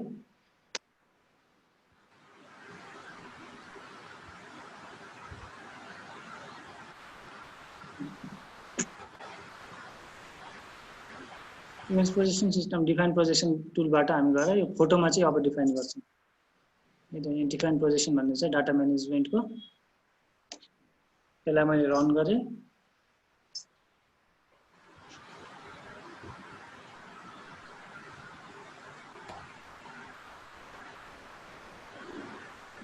अब यसमा चाहिँ हामी अघिको यो हामी सुरुको लेयर राख्छौँ बेसिस सर्भर लेयर र त्यसपछि कुन कोअर्डिनेट सिस्टममा हाल्ने भनेर चाहिँ हामीले तलबाट सेलेक्ट गर्न दिन्छ अघि हामीले चाहिँ एड टु फेभरेट्स नगरेको भए फेरि बनाउनु पर्ने हुन्छ है सायद एड टु फेभरेट्स गरेको होला त्यो भयो भने ट्याक्क अहिले क्लिक मात्र गर्न सजिलो हुन्छ मैले अब कोअर्डिनेट सिस्टम कुन हाल्ने भनेर यहाँ सोधेको छ अननोन छ अननोनको ठाउँमा म गएर साइडमा क्लिक गर्छु र अघिको मेरो फेभरेट्समा रहेको एमयुटिएम 84 लाई सेलेक्ट गरेर ओके गर्छु यो आयो र यसरी मैले ओके गरिदिँदा हुन्छ यो डायलग बक्समा अब ओके गर्दा हुन्छ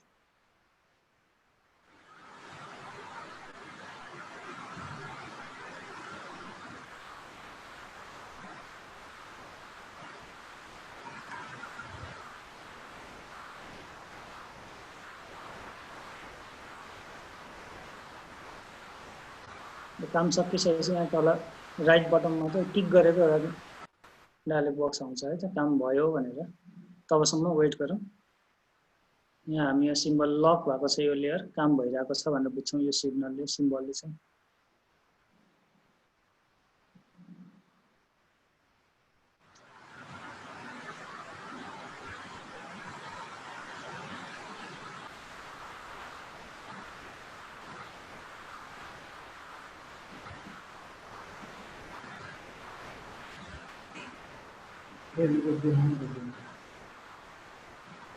भइरहेछ नि कसैको अड्का छैन होला है अहिलेसम्म कहीँ प्रोसेसमा त्यो तपाईँले एड टु फेभरेट्स गर्नु भएन होला तपाईँ अब फेरि बनाउनु पर्छ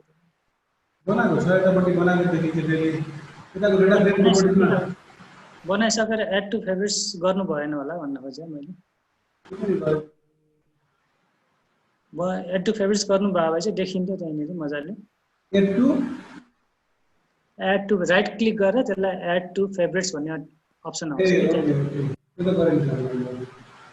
नगरेर है ल यो डिफाइन प्रोजेक्सन कम्प्लिट भएको छ टिक गरेर आयो अब हामी यो लेयरमा काम गर्नलाई अगाडि बढ्छौँ अब हामीलाई चाहियो जियो रेफरेन्सिङ लेयर यहाँ माथिपट्टि छैन भने चाहिँ यो ब्ल्याङ्क स्पेसमा मैले राइट क्लिक गर्छु र यहाँबाट जियो रेफरेन्सिङलाई मैले एक्टिभेट गर्नुपर्ने हुन्छ पहिला सुरु है माथि यो जुन खाली स्पेस छ खाली स्पेसमा राइट क्लिक गरेँ भने यहाँबाट मैले जियो रेफरेन्सिङ टुलबार सेलेक्ट गर्नु मिल्छ र यो आएकोलाई ड्र्याग गरेर माथि मिलाएर राखिदिन्छु मैले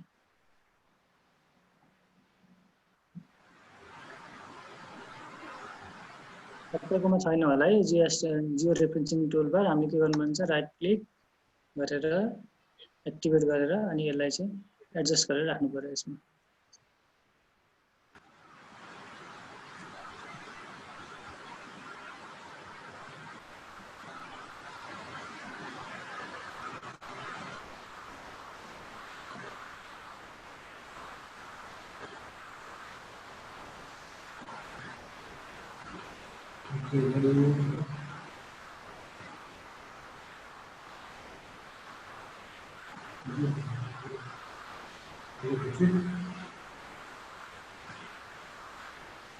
यति भयो सबैको जियो रेफरेन्सिङ टुलबार आइसक्यो भनेपछि हामी अब चाहिँ यो एरियालाई टप लेफ्ट कर्नरलाई चाहिँ जुम गरौँ। जुम गर्दाखेरि अब यति प्रिसाइज भएर जुम गर्नुपर्ने हुन्छ कि हामीले ठ्याक्कै इन्टरसेक्सन पोइन्टमा नै जुम गर्नुपर्ने हुन्छ। कति लेभलको हामी चाहिँ प्रिसिजन एक्वायर गर्न सक्छौँ। यो जुन यताबाट आएको लाइन छ इस्ट वेस्ट लाइन र नर्थ साउथ लाइन छ, त्यो नर्थ साउथ लाइनको ठ्याक्कै बिचमा रहेको सेललाई डिनोट गर्ने गरी चाहिँ हामीले एउटा पोइन्ट क्लिक गर्नुपर्ने हुन्छ। यहाँ हामी चाहिँ देख्छौँ एड कन्ट्रोल पोइन्ट्स भन्ने छ, अटो रेजिस्ट्रेसन भन्ने छ। हामी यसमा चाहिँ अब एड कन्ट्रोल पोइन्ट भन्ने यो टुल युज गर्छौँ र यो टुल युज गर्दाखेरिको केही प्याटर्न छ। हामी यसमा क्लिक गऱ्यौँ र अब यहाँ जस्तै एकदमै सेन्टर पोइन्टमा क्लिक गर्नलाई अझै मैले जुम गर्न सक्छु। यसलाई जुम गर्नु एक लट अझै जुम गरौँ। अब आएको मिलाउन थाल्छ है। यहाँनिर कहाँनिर सेन्टर हो भने पत्ता लगाउनु गाह्रो पर्छ।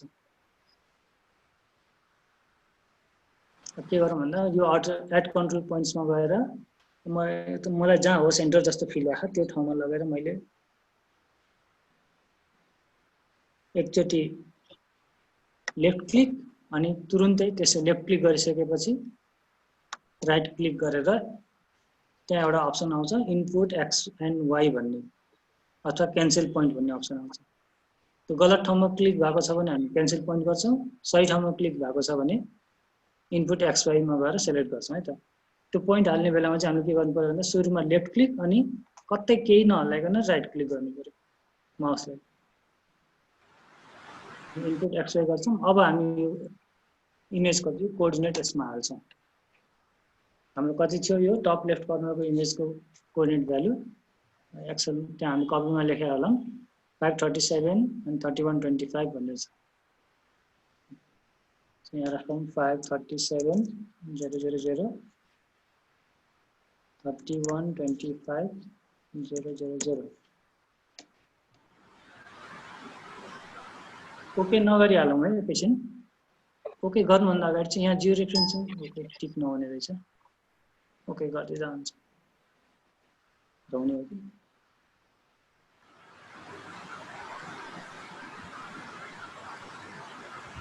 अहिले क्यान्सल गरेँ है। अहिले यो इमेज हराउन सक्छ भनेर यसलाई मैले पोइन्टलाई पनि क्यान्सल पोइन्ट गरेँ। त्योभन्दा अगाडि चाहिँ जियो रेफरेन्सिङमा यहाँ अटो एडजस्ट भन्ने चाहिँ त्यो टिक भएको छ, यसलाई हटाइदिउँ। अहिले यो अन गरेर हामी काम गर्छौँ भने इमेज चाहिँ भागेको भागै गर्छ काम गर्ने बेलामा। त्यो एडजस्ट एकै ठाउँमा स्टेबल होस् भन्ने हिसाबले काम गर्नु छ भने हामीले सुरुमा यो अटो एडजस्टलाई हटाउँछौँ। यो अटो एडजस्ट हटिसकेपछि अब हामी चाहिँ पहिलो पोइन्ट रजिस्टर गरौँ। यहाँ मैले एक्टिभेट गरेर यो पोइन्टमा आउँदा लेफ्ट क्लिक अनि सँगै right click input X Y 537 000 र 31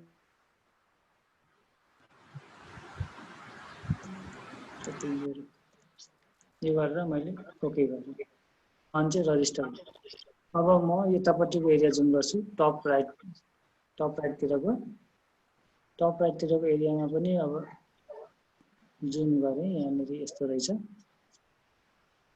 सेन्टर कहाँ हो एकदमै ध्यान दिएर चाहिँ पत्ता लगाउनु पर्ने हुन्छ है त हामीले। यो पोइन्टमा पनि है यही होला भन्ने हिसाबले मैले लेफ्ट क्लिक अनि right click input X Y 539 000 र 3125 000 यो कोअर्डिनेट राखेर मैले ओके गरेँ। अब यस्तै गरी हामी 0.3 र 0.4 को पनि कोअर्डिनेट हाल्दै जान्छ। सर एउटा क्वेसन है। हजुर म अघिकै स्टेपमा थिएँ अनि त्यो इनपुट गर्दा चाहिँ बेसी सहर गर्ने अनि आउटपुटमा चाहिँ के राख्ने हो सर? इनपुटमा राख्नु पर्यो। त्यो टुल थियो नि सर त्यो के अरे एभरेज 18 13 पछि प्रोजेक्सन सिस्टम पनि मिलाउनु डिफाइन प्रोजेक्सनमा। हजुर हजुर। त्यसमा आउटपुट राख्नु पर्छ र पर्दैन? पर्दैन। कोअर्डिनेट सिस्टम सोधेको छ त उसले। त्यही अघि हामीले बनाएको कोअर्डिनेट सिस्टम राख्नु पर्यो। एभरेस्ट 1830 एभरेज 1830 वाला जुन बनाएको थियौँ नि, यहाँ मैले चाहिँ नाम राखेको छु एमयुटिएम 84 भनेर राखेको छु नाम होइन। तपाईँले के राख्नु भएको त्यही हिसाबले त्यो नाम राख्नु। यो बिचमा गल्ती भयो भने हामी राइट क्लिक कन्ट्रोल जेड चाहिँ नथिच्नु होला, त्यही है। यहाँनिर अनडु डाटा फ्रेम प्रपर्टी यो पनि गर्ने भएन। हामी यहाँ डिलिट पोइन्ट भन्ने अप्सन आउँछ, अथवा त्यहीँ राइट क्लिक गरेर कहीँ अर्कै ठाउँमा क्लिक भयो भने चाहिँ हामी जस्तै मानौँ मैले यहाँ बिचमा कतै क्लिक गरेँ, यो चाहिँ क्लिक नगर्नुपर्ने ठाउँ थियो भने चाहिँ त्यहीँ राइट क्लिक गरेर फेरि क्यान्सल पोइन्ट गर्नुपर्ने हुन्छ है। कन्ट्रोल जेड गऱ्यौँ भने लेयरै हराउँछ पुरै। त्यो कन्ट्रोल जेड चाहिँ नगरौँ। अब हामी थर्ड पोइन्टतिर रजिस्टर गर्नुतिर जाँदैछौँ। जुन हाम्रो यो भ्यालु छ 49 र 12 भनेको छ। यो हिसाबले यहाँ मैले यति इरर आउँछ अझै जुम गरौँ है।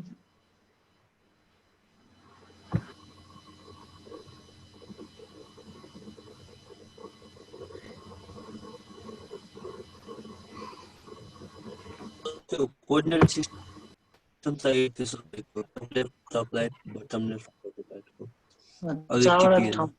कोअर्डिनेट हामीलाई चाहियो, त्यो भएर कपीमा लेखेर राख्नु पर्यो हामीले त्यो कोअर्डिनेट है त। लेफ्ट क्लिक राइट क्लिक अनि हामी लेखेर राख्नु पर्ने हुन्छ है त। 549,000 र हामी 31,12,000 यो तलको बटम कोअर्डिनेट भएको हुनाले यसलाई मैले ओके गरेँ। तेस्रो पोइन्ट पनि रजिस्टर भयो र अब हामी चौथो पोइन्टको कोअर्डिनेट हाल्दैछौँ। त्यो एक्स्ट्रा पोइन्ट भयो भने कसरी हटाउने भन्नु भएको थियो अरे? तपाईँको झुकेर लेफ्ट क्लिक भयो भने तुरुन्तै राइट क्लिक गरेर क्यान्सल पोइन्ट भन्ने अप्सन, जस्तै मैले यहाँ यो बिचमा टिक गर्नुपर्ने थियो है, यहाँनिर टिक गर्नुपर्ने, मैले झुकेर यहाँ टिक गरेँ भने अब यसलाई म राइट क्लिक गर्छु तुरुन्तै क्यान्सल पोइन्ट भन्ने अप्सन आउँछ। त्यहाँ त दिन्छ सर, तर त्यो क्लिक नगरेर मैले माथि ह्यान्ड टुल बार युज गरेर फेरि आएर त्यो गर्नु पर्यो भने हुन्छ। यो ह्यान्ड टुलबाट मैले त्यहाँ क्लिक गरेँ मिस्टेकली अनि ह्यान्ड टुल बार युज गरेँ मैले। अब त्यहाँ गएर फेरि त्यो हटाउनु पर्यो यो पोइन्ट। भन्नाले तपाईँले यसरी क्लिक गर्नुभयो होइन, अनि फेरि ह्यान्ड टुलमा जानुभयो, यो पोइन्ट त यहाँ छँदैछ नि होइन। हजुर हजुर। तपाईँ क्लिक फिर्ता यसमा आउनुहोस्, यो चाहिँ यहाँ देखिरहेको छ, त्यो तपाईँ राइट क्लिक गर्नुहोस्, क्यान्सल पोइन्ट गर्नुहोस्। त्यो त हुँदै भएन मेरो त्यो उतापट्टिको दाइ उतापट्टि सिलेक्ट टुल छ के थर्डमा, त्योभन्दा उतापट्टि सिलेक्ट टुल छ नि, त्यो गर्नु न। यहाँ चाहिँ सेलेक्ट लिङ्क भन्ने छ, त्यसमा जानुहोस् र त्यसलाई डिलिट गर्नुहोस्। सेलेक्ट लिङ्कमा गएर त्यो सेलेक्ट गरेर डिलिट गर्न मिल्छ। यहाँ हेर्नुहोस् माथि जस्तै यो पोइन्ट है त, यहाँ हेर्नुहोस् त यो पोइन्ट मानौँ इनपुट एक्सवाई गर्दाखेरि ओके भएर रजिस्टर भइदियो है, गलत ठाउँमा रजिस्टर भयो नि होइन। भने चाहिँ हामी यहाँ यो सेलेक्ट लिङ्क भन्ने अप्सन छ, 2 स्टेप पर हुन्छ त्यहाँनिर। यसलाई मैले यो लिङ्क सेलेक्ट गरेँ भने अब यो पहिलोले सेलेक्ट भयो, अनि यहाँ त्यसपछि डिलिट भन्ने एक्टिभेट भएको छ तुरुन्तै। अनि मैले डिलिट गरिदियो भने त्यो 4 नम्बर पोइन्ट हरायो है त। अब म चौथो पोइन्टलाई चाहिँ डिजिटाइज गर्न जाँदैछु। यहाँसम्म चाहिँ गाह्रो काम चाहिँ यही हो कि हामी एक्ज्याक्टली त्यो सेलको सेन्टर पत्ता लगाउनु पर्ने हुन्छ। क्लिक गर्दाखेरि आँखा तिर्मिराउने काम गर्नु छ चाहिँ हामीले काम गर्दा यसलाई कहाँनिर राख्नु, त्यो कतै होला। Left click right click input X Y, हाम्रो भ्यालु त्यो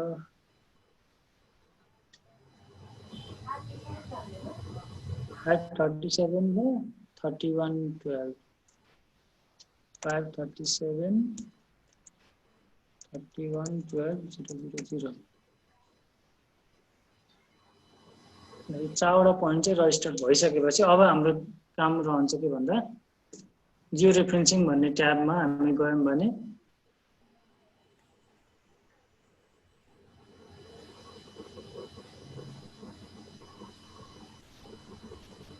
हामी सबैजना त्यहाँ गएपछि हामी अपडेट डिस्प्ले अथवा अटो एडजस्टमा टिक हानिदिन्छ। त्यसपछि अब अटो एडजस्टलाई हामी एक्टिभेट गरिदिन्छौँ। त्यो गर्ने बित्तिकै इमेज भाग्छ है, हाम्रो डिस्प्लेमा जान्छ, त्यहाँबाट हराउँछ। अटो एडजस्टमा क्लिक गर्ने बित्तिकै इमेज हराएको जस्तो देखिन्छ, तर हामी फेरि जुम टु लेयर गरेर फेरि फिर्ता त्यो ठाउँमा पुग्छौँ। किनभने अहिले हामी चाहिँ कस्तो ठाउँमा छौँ भन्दा 85-25 मिटरमा छौँ, जहाँ कि यो इमेज त त्यो ठाउँको होइन। यो इमेज त कति समथिङ कति लाख मिटरको वाला कोअर्डिनेट भन्ने ठाउँमा छ। यो त हजारमा मात्र देखिरहेको छ भने चाहिँ यो ठाउँमा यो लाइ गर्दैन। मैले अटो एडजस्ट गरिदिने बित्तिकै त्यो आफ्नो ठाउँमा पुग्छ। इमेज जुन ठाउँको त्यही ठाउँमा यो इमेज पुग्छ। मैले अटो एडजस्टमा क्लिक गरेँ, हेर्नुभयो इमेज यो जहाँ थियो त्यो ठाउँबाट गायब भयो। अब यसलाई मैले भेट्नलाई यही लेयरमा गएर जुम टु लेयर गरेँ भने त्यो ठाउँमा मलाई पुगाउँछ। अब मैले चेक गर्नु पऱ्यो भने हेरौँ त यो ठाउँमा 536 927 3124 930 भन्ने कोअर्डिनेटको भ्यालु पनि अघि हाम्रो ट्रोपोसिटको जस्तै जस्तै नजिक नजिक देखिएको छ। सर हामीले चारवटा त्यो पोइन्टहरु इन्ट्री गरिसकेपछि अटो एडजस्ट गरेको हो। चारवटा पोइन्ट इन्ट्री गरिसकेपछि बल्ल अटो एडजस्टलाई हामी टिक गर्छौँ। नभए त्योभन्दा अगाडि गऱ्यौँ भने पुरा इमेज चाहिँ रबर तन्के जस्तो तन्केर पुरै डिस्टर्ब भएको भेटिन्छ अनि हामी काम गर्न सक्दैनौँ।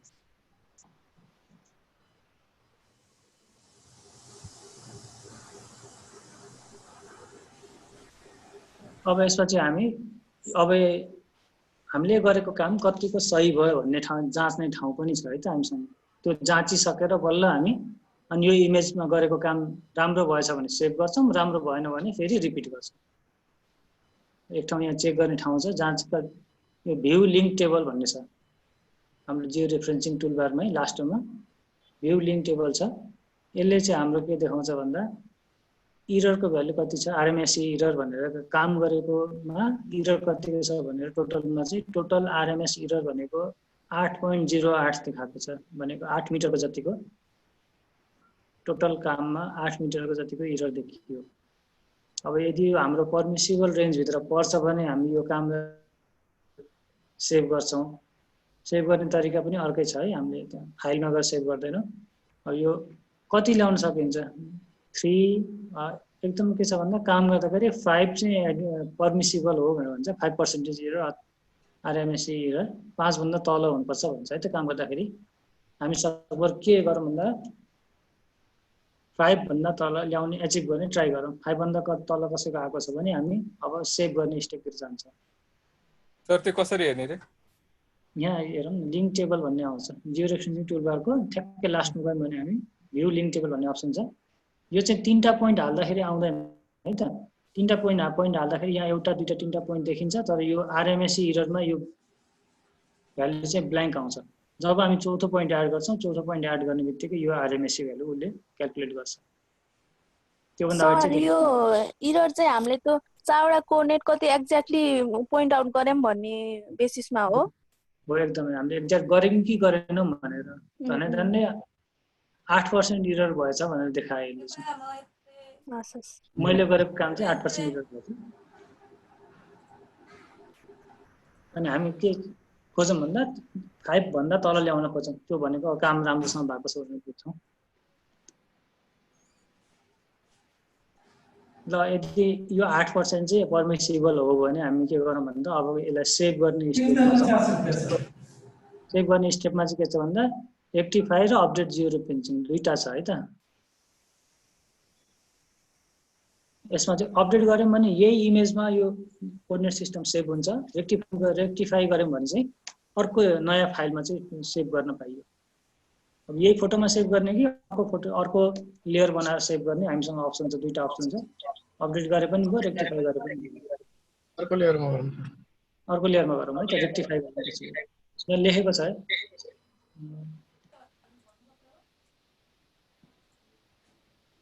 सो हामी अपडेट गर्दैनौँ, हामी रेक्टिफाईमा जान्छौँ। रेक्टिफाईमा गएपछि एउटा फाइलको अप्सन आउँछ। अब यसमा हामी सेल साइज चाहिँ चेन्ज गर्दैनौँ है त। यो राष्ट्रको जुन फोटो छ यो फोटोको सेल साइज चाहिँ 2.14 मिटरको रहेछ। हाम्रो लागि चाहिँ राम्रो कुरा हो। हामी 30मा काम गरिरहेको मान्छेलाई 2.15 को भेटिनु भनेर धेरै राम्रो भयो। नो डाटा इज 256 भनेको छ ओके। रिस्याम्पल टाइपमा हामी नियरेस्ट नेबर नै सेलेक्ट गर्दैछौँ र आउटपुट लोकेसन कहाँ लगेर सेभ गर्ने भनेपछि यसबाट लोकेसन सेलेक्ट गर्ने है। हामीले फाइल नेम लेख्ने होइन है त। यहाँनिर फाइल नेम लेख्दाखेरि मान्दैन। फाइल नेम लेख्ने ठाउँ यसको एक स्टेप तल छ। हामी चाहिँ अहिले यो प्र्याक्टिकल भन्ने फोल्डर मैले सेलेक्ट गरेर एड गरेँ। अनि त्यसपछि फाइल नेमको ठाउँमा यहाँ मैले जियो रिफरेन्स बेसिस आवर भनेर चाहिँ .tif भनेर चाहिँ राख्ने। यो राष्ट्रमा काम गर्दा लास्टमा TIF राख्नै पर्छ है। नाम चाहिँ मैले geo reference underscore basis our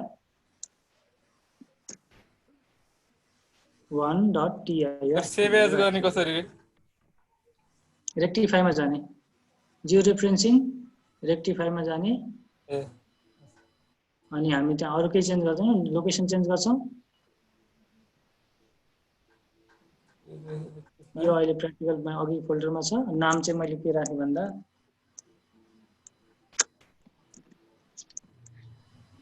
Jio underscore basis our .tif। Format हाम्रो टिफ को कम्प्रेसन क्वालिटी केही गर्नुपर्ने, हामी अब यसपछि यतिकै यसलाई सेभ गर्छौँ। नाम लेख्यौँ, कहाँ लगेर सेभ गर्ने फोल्डर डिफाइन गऱ्यौँ। यो दुईटा डिफाइन गरिसकेपछि सर पहिला के त्यो नाम 14 वटा भन्दा कम लेटरको हुनुपर्छ भन्थ्यो नि, अहिले त्यस्तो हुन्छ कि हुँदैन नयाँ भर्जनमा? अहिले छैन, अहिलेको रेस्ट्रिक्सन भनेको बीचमा स्पेस हुनु हुँदैन भन्ने मात्र। बीचमा स्पेस राख्नु मन छ भने हामी अंडरस्कोर युज गर्छौँ। यो 5 भन्दा बढी एरर आयो भने चाहिँ फेरि कन्ट्रोल पोइन्ट्सहरु फेरि गरेर एड गर्ने हामीले। सिम्पल तरिका छ, हामी त्यही टेबल खोल्छौँ हैन। यहाँ यो इनर सेलेक्ट गर्न मिल्छ। जस्तै कुन चाहिँमा बढी एरर आएको छ भनेर हेर्न सकिन्छ हामीले। जस्तै यसमा त सबैमा बल्ल बराबर 5.92 5.299119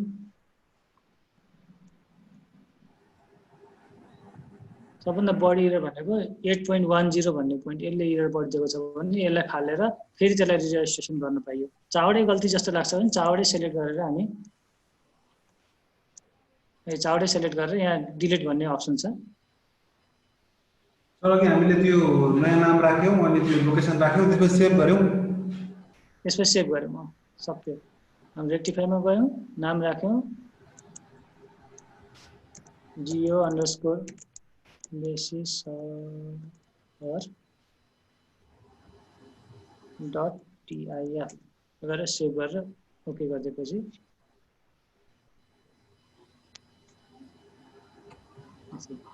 त्यो लिङ्क टेबलबाट चाहिँ हामीले जुन चाहिँ पोइन्ट चाहिँ गल्ती भए जस्तो फिल हुन्छ त्यो गल्ती भएको पोइन्टलाई डिलिट गरेर फेरि काम गर्न सकिन्छ है त।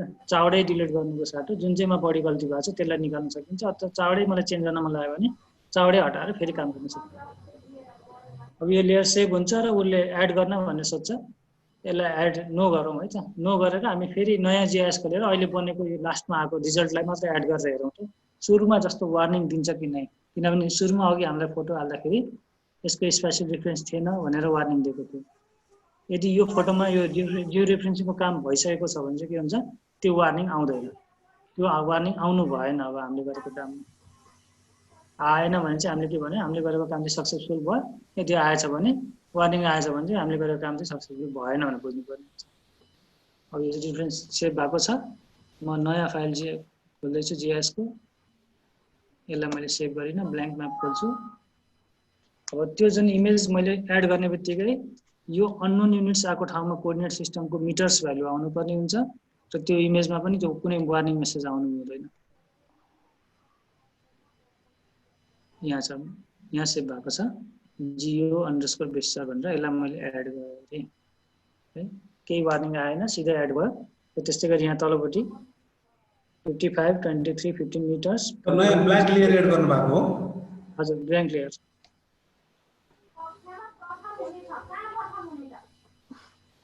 पढे पो प्रथम हुनेछ।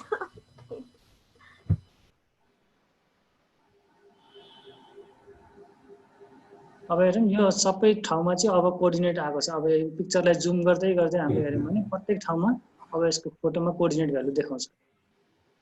मेरो त बाङ्गो बनेर आएछ। त्यो बाङ्गो बनेर आयो भनेको अर्थ के हो? तपाईको एरर धेरै थियो कि? हो, धेरै थियो एरर त। के मिस्टेक भएछ त्यो अनि अगाडि बढेको। लगभग यस्तै आउनुपर्छ। मेरोमा डिस्प्लेमा देख्नु भएको छ नि हैन? नर्थ एरोको म्यानेजै भएर आउनुपर्ने थियो। मेरोमा त 8.5 एरर थियो अनि त्यो त्यस्तै आछ। यो त पहिला पनि गरेको सकिन्छ, मिस्टेक भएन गर्नु। त्यही भएर त्यो लिङ्क टेबल हेर्दाखेरि हामीले के हेर्नु पर्यो भन्दाखेरि 5 भन्दा तल एरर होस् भनेर हेर्नु पर्यो है त्यो काम गर्दाखेरि।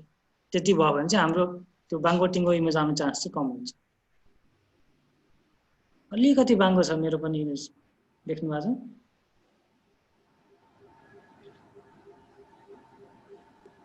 हेर्नु त यहाँ मैले लाइन एडजस्ट गर्दाखेरि थाहा पाउँछ यतापट्टि ग्याप धेरै छ यतापट्टि ग्याप कम छ। अलिकति चाहिँ बाङ्गो छ यो इमेज।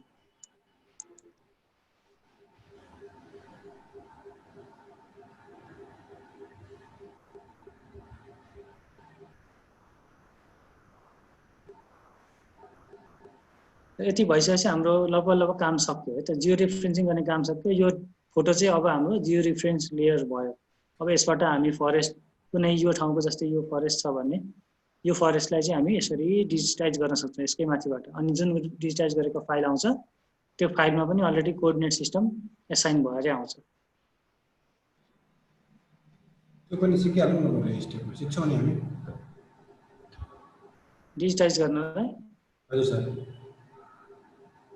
बिस्तारै सिकाउँला यो हतार नगरौँ। यो आधी घन्टा नसिक्यो भने यो जियो रेफरेन्स सिकेको कामै भएन सर। हामी कन्टिन्यू गर्छौँ नि त प्र्याक्टिकल। तर आजको अब आधी घन्टा बाँकी छ। आधी घन्टामा जियो त्यो डिजिटाइज गर्न सक्नुसम्म कि मैले फटाफट गरेर देखाएँ भने मात्रै सकिन्छ होइन। हुन्छ सर तपाईँ हाम्रो एज सेड्युलले जाउँ। हामीसँग टाइम छ टाइमै बल्ल त आज दोस्रो प्र्याक्टिकलमा छ हामी। जियो रेफरेन्सिङ अब हामी यो इमेज हामी रिजल्ट जुन आयो इमेज यो सेभ गरेर राखौँ किनकि हामी अब अर्को जब डिजिटाइजेसनको काम गर्छौँ त्यति बेला यही इमेजलाई लिएर हामी काम गर्छौँ है त। सेभ गरेर राख्नु होला सबैजनाले। सर यो जस्तै होइन कुनै ठाउँ अब यो ठाउँको टोपो म्याप भयो भने चाहिँ होइन अब त्यो फरेस्टको त्यो पुरै बााउन्ड्री सर्वे गरिराख्न परेन हो डिजिटाइज गरेर म्याप बनाउन मिल्यो हो र? एक्ज्याक्टली परेन भन्न चाहिँ मैले भन्दिनँ किनभने यो 1996 को डाटा हो। टोपो म्याप जुन छ नेपालमा त्यसपछि सर्वे भएको छैन नि त होइन। अब 1996 एडी पछि चाहिँ अहिले हामी 2016 भनेपछि 20 वर्ष 24 वर्ष भयो। 24 वर्षमा त्यो जङ्गलको स्ट्रक्चर चेन्ज भएन होला इन्करेजमेन्ट भएन होला। रिसेन्ट टोपो म्याप भयो भने चाहिँ हुने सानोबाट त्यो म्याप पनि होइन के रिसेन्ट भयो भने चाहिँ रिसेन्ट भयो भने चाहिँ सकिन्छ। तर हामीसँग रिसेन्ट छैन। यही नै हो सबभन्दा लेटेस्ट। मलाई थाहा पाएँ सर किन है यो जियो रिफरेन्सिङ गर्ने भन्ने कुरा। स्याटेलाइट इमेज चाहिँ पाइन्छ। अब यहाँ जुन हेरौँ न यो जुन इमेजमा हामी हेर्न सक्छौँ यो जुन रातो डट देखाएको छ यो सबै सेटलमेन्ट हो। त्यति बेला बेसी सहरको भयो त्यो रोडको यो रोड सेगमेन्ट हो। यो रोड सेगमेन्टको वरिपरिको सेटलमेन्ट। अब अहिलेको हामी टोपो म्याप बनाउने भने त यो सेटलमेन्टको सङ्ख्या त धेरै चेन्ज भयो होला नि। पहिला पनि गन्न मिल्ने खालको घरहरू मात्रै छन् गर्न सकिने। अहिले त गर्न नसकिने नै होला पक्कै। यो 3-4 वर्ष पहिला वन विभागले डिजिटल डिमार्केसन भन्ने एउटा सामान्य कार्यक्रमबाट 25 वटा जिल्लामा यही जियो रिफरेन्सिङहरूको माध्यमबाट धेरै सामुदायिक वनहरूको नक्सा बनाइएको थियो। अब हामी यदि त्यो डाटाबेस एक्सेस गर्न सक्छौँ भने चाहिँ बााउन्ड्री सर्वेमा चाहिँ समस्या नहोला। तर यो त अन्तिम विकल्पको रूपमा लिनुपर्छ नत्र भन्ने खासै बााउन्ड्री सर्वे नै गर्नुपर्छ। तर यो खासै त्यति राम्रो एक्युरेट चाहिँ आउँदैन। यो त अब किनभने 24 वर्ष अघिको डाटालाई लिएर कसरी एक्युरेट भन्न त मिल्दैन। अहिले म 24 वर्ष अगाडिको डाटालाई लिएर अहिलेको स्थिति आकलन गर्छु भन्न त सकिँदैन नि होइन। तर त्यति बेला के भएको थियो भन्दा सर सामुदायिक वनको पछाडिपट्टि त्यो कार्ययोजनामा नक्सा हुन्थ्यो सर त्यसको जिपिएस पोइन्ट हुँदैन थियो। जिपिएस पोइन्ट चाहिँ हुँदैन थियो। त्यो सबै टेपले गरे हुन्थ्यो कम्पासले गरे हुन्थ्यो। हजुर अनि त्यो नक्सा हुन्थ्यो अनि त्यसैलाई जियो रिफरेन्सिङ गरेर काम गरे। तर त्यो पैसा बिगार्ने काम मात्रै हो। अरू त्यस्तो फ्रुटफुल चाहिँ हुँदैन थियो कि धेरै ठाउँमा। ओके ठिक छ। यो केही समस्या छ हामीले जस्तै यो स्टेपमा आउँदासम्म चाहिँ जियो रिफरेन्सिङको काम चाहिँ सक्यौँ। यो फोटोमा हामीले प्रत्येक ठाउँमा चाहिँ कोअर्डिनेट एसाइन भइसक्यो। अब जहाँ मैले यो पेन टुल लगेर हेरेँ पनि यहाँ तलपट्टि राइट बटममा चाहिँ त्यसको लोकेसन देखाउँछ। यहाँ पुरानो दुवार भन्ने ठाउँ छ। यहाँ यो के छ यहाँको सेटलमेन्टको जुन यो रेन्ज छ यसको कोअर्डिनेट हामी निकाल्न सक्छौँ। प्रत्येक ठाउँमा कुन ठाउँको के कोअर्डिनेट हो हेर्न सकिन्छ। यही एसाइन गर्ने काम नै जियो रिफरेन्सिङ हो। क्वेसन छ भने कहाँनिर कुनै स्टेपमा कन्फ्युजन छ भने हामी भन्न सक्छौँ। हाम्रो स्टेप चाहिँ के रह्यो भन्दा सुरुमा डाटा फ्रेमकोमा कोअर्डिनेट सिस्टम एसाइन गऱ्यौँ हामीले, त्यसपछि इमेजमा पनि त्यो कोअर्डिनेट सिस्टम एसाइन गऱ्यौँ र त्यसपछि हामी 4वटा कोअर्डिनेट लियौँ। त्योभन्दा अगाडि जियो रेफरेन्स टुलबारमा चाहिँ अटो एडजस्टलाई हामीले हटाइदियौँ, टिक आउट गऱ्यौँ है त। अनि 4वटा कोअर्डिनेट हाल्यौँ। 4वटा कोअर्डिनेट हालिसकेपछि फेरि अटो एडजस्ट अन गऱ्यौँ। त्यति गरिसकेपछि हामीले अनि लिङ्क टेबलमा RMSE को भ्यालु हेर्यौँ कति छ भनेर। अब हामीलाई कति छ, हाम्रो एक्सेप्टेबल रेन्ज कति छ, त्यो एक्सेप्टेबल रेन्ज यदि हामी फुलफिल गरेका छौँ भने हामी त्यसपछि हामी रेक्टिफाई भन्ने अप्सनमा गएर यसलाई एज अ न्यू लेयर चाहिँ सेभ गर्छौँ।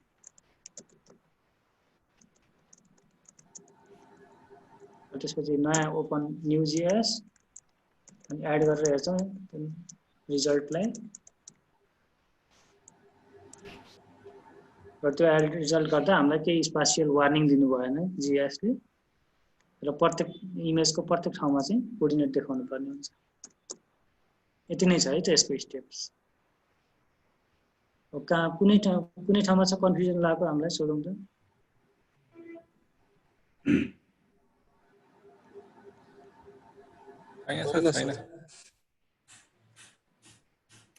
त्यो 41 र 21 मा चाहिँ दुईटा लाइन छ, त्यो के भएको छ त्यो?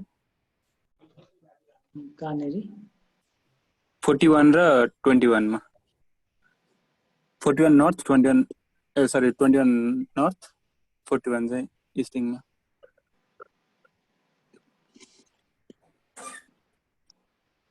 थर्टी 38 39 40 41 र 31 21 यही भन्नुभयो, दुईटा लाइन छ हैन। यो कालो लाइन चाहिँ यो 28 डिग्री वाला लाइन हो के यो। हामीले यदि डिग्री मिनट सेकेन्डमा चाहिँ कोअर्डिनेट दिँदैछौँ भने 28 डिग्री 12 मिनट 30 सेकेन्डको चाहिँ लाइन हो यो कालो चाहिँ। निलो चाहिँ 21,000 को कति 31 21,000 को लाइन हो।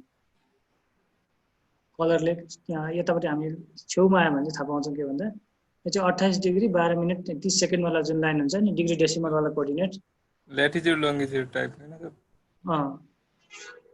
डिग्री डेसिमलमा सरी डिग्री मिनट सेकेन्डमा रिडिङ गरेको कोअर्डिनेट छ यो चाहिँ। यो चाहिँ WGS 1984 स्पेरोइड युज गर्नुपर्ने हुन्छ यदि हामी यो कोअर्डिनेट सिस्टम युज गर्छौँ। यो छैन होला, यो सबै एभाइलेबल हुँदैन सबै टोपो सिटमा चाहिँ। यहाँ माथिपट्टि हामीसँग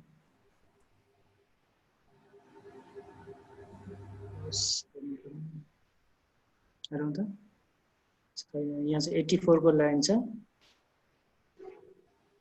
84 डिग्री 27 मिनट 30 मिनट्स को लाइन छ। 27 मिनट 30 सेकेन्ड को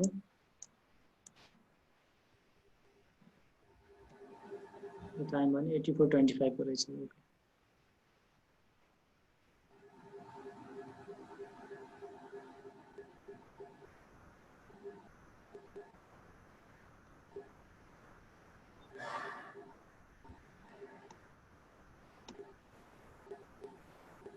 84:25 र 84:27:30 भनेपछि कति भयो 2.5 मिनटको फरकवाला लाइनहरु राखेको रहेछ। 84 डिग्री टु 84 डिग्री हटाउँ 2 मिनट्स 30 सेकेन्डको डिफरेन्सको बीचको लाइन्सहरु रहेछ। त्यसरी पनि हामी जियो रेफरेन्सिङ गर्न सक्छौं डिग्री डेसिमल वाला कोअर्डिनेट राखेर। अब सजिलो कुन हुन्छ हामीलाई नम्बर फर्मेटमा 00 राखेर गर्न काम सजिलो हुन्छ। नभए यसरी पनि गर्न सकिन्छ है त, नसकिने चाहिँ होइन। फेरि हामीले काम गर्दाखेरि यसलाई चाहिँ टोटली 84 point something डेसिमल डिग्रीजमा कन्भर्ट गर्नुपर्ने हुन्छ। त्यसैगरी यो लाइनलाई पनि हामीले 84 point something 25 मिनट्स भनेपछि 60 को 25 50 then 84.4 something डिग्रीजहरु आउँछ। त्यसमा कन्भर्ट गरेर काम गर्नुपर्ने हुन्छ।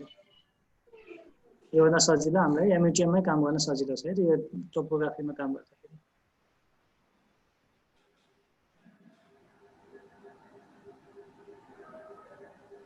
बाँकी कुरा इमेजमा के छ भन्ने कुरा चाहिँ हामी लेजेन्डमा हेर्न सक्छौं। यसले हामीलाई मजाले दिन्छ भ्यालु के को सिग्नल कस्तो छ।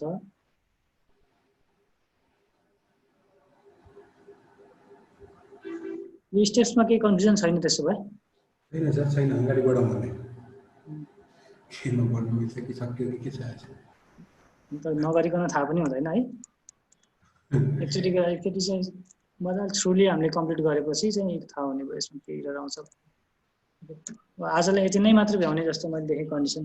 हामीले एनडिबिआई र जियो डिफरेन्सिएसन सक्यौँ, क्लासिफिकेसनलाई हामी अर्को दिन कुद्नुपर्ने भयो।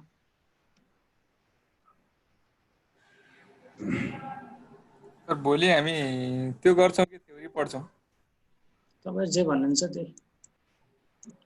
क्लासिफिकेसन गर्ने भने क्लासिफिकेसन गरौँ, नभए युनिट 3 को सकौँ। क्लासिफिकेसनै गरौँ होला। गरेरै अघि बढौँ सर। युनिट 2 को त्यो रह्यो भने रको रह्यो। थ्योरी र प्र्याक्टिकल सँगसँगै जान्छ नि त्यसपछि। हुन्छ त्यही गरौँ। भोलि हामी त्यसो क्लासिफिकेसन त्यो पनि दुई दुईवटा छ, अनसुपरभाइज छ सुपरभाइज छ, दुईटै गर्दा 1-2 घन्टा त खान्छ मजाले। सर यो हामी गुगल इमेजलाई पनि हामी जियो रिप्रेजेन्ट गर्न सक्छौँ हैन सर? मजाले गर्न सक्छौँ। तपाईँको त्यही अनुसारले यसरी नै फोटो ल्याउनुहोस् होइन, अनि त्यो 4वटा पोइन्टहरू चिनेर राख्नुहोस् र राखिसकेपछि यो टप लेफ्ट टप राइट गर्दै 4वटा एसाइन गर्ने बित्तिकै त्यो पनि जियो रेफरेन्स हुन्छ। त्यसमा त अलि मिलाउन गाह्रो हुन्छ होला हैन सर? यसमा त लाइनिङ दिएछ हैन, ठ्याक्कै यसमा झन् सजिलो हुन्छ। तपाईँ गुगल अर्थबाट इमेज डाउनलोड गर्दै पहिले त्यहाँ एउटा पोइन्ट मार्क गर्नुहोस्, यो यति कोअर्डिनेट हो भनेर, सकियो नि, झन् सजिलो नि होइन? किनभने गुगल अर्थमा त हामी त्यहाँ कोअर्डिनेट हेर्न सक्छौँ नि त तलपट्टि। हजुर धेरै सजिलो छ गुगल अर्थबाट काम गर्न त। सर यो टोपो म्याप चाहिँ कसरी सर त्यो फिल्ड सर्वे गरेर बनाउने गर्छन् कि कसरी हो सर? यो टोपो म्याप बनाउने चाहिँ कसरी बनाउँछ? यो त करोडौँ खर्च गरेर बनाउँछन्, पुरै डेटाहरू लिएर। यो त तपाईँले सर्वे डिपार्टमेन्टबाट ल्याउनु पर्छ, किन्नुपर्छ एउटालाई। हामीले बनाउने होइन, यो हामी जिपिएस बोकेर गएर बनाउनेवाला डाटा यो टोपो म्याप होइन, हामी एक्लै गरेर त्यो चाहिँ अब हाई एकुरेसी भएको जिपिएस लिएर गएर विभिन्न इन्स्ट्रुमेन्टहरू लिएर गएर बनाएको, त्यति बेला खर्च गरेर बनाएको काम हो। त्यसपछि म्यानुअली गएर फिल्डमा गएर बनाएको होइन सर? त्यही होला, तपाईँ सर्वे गरेरै बनाएको हो? सर्वे गरे भने यो चाहिँ काम चाहिँ नाभी विभागले गरेको। एरियल फोटोग्राफीबाट कम्पाइल गरेको भनेर लेखेको छ तल। तल सबै इन्फर्मेसन छ, हेरौँ न। ग्रिडहरू छ, कुन कुन ठाउँमा काम गरे, कसरी काम गरे। बटम लेफ्टमा चाहिँ छ।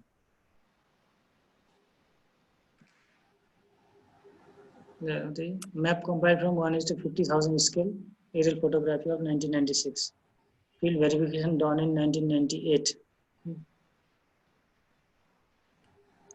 Internal administrative boundaries are now demarcated on the ground. Names are derived from existing sources and supplemented during field verification. Map produced by Survey Department, Ministry Government of Nepal, in cooperation with the Government of Finland. हामीले चाहिँ त्यसलाई प्रोजेक्टको नाम सुनेको थियौँ होला, त्यो land LRMP होला, land resource mapping management mapping project हो। त्यही अनुसार काम भएको 1972 होला। फेरि भइदिएर जागिर पाउँथ्यो नि अलिअलि।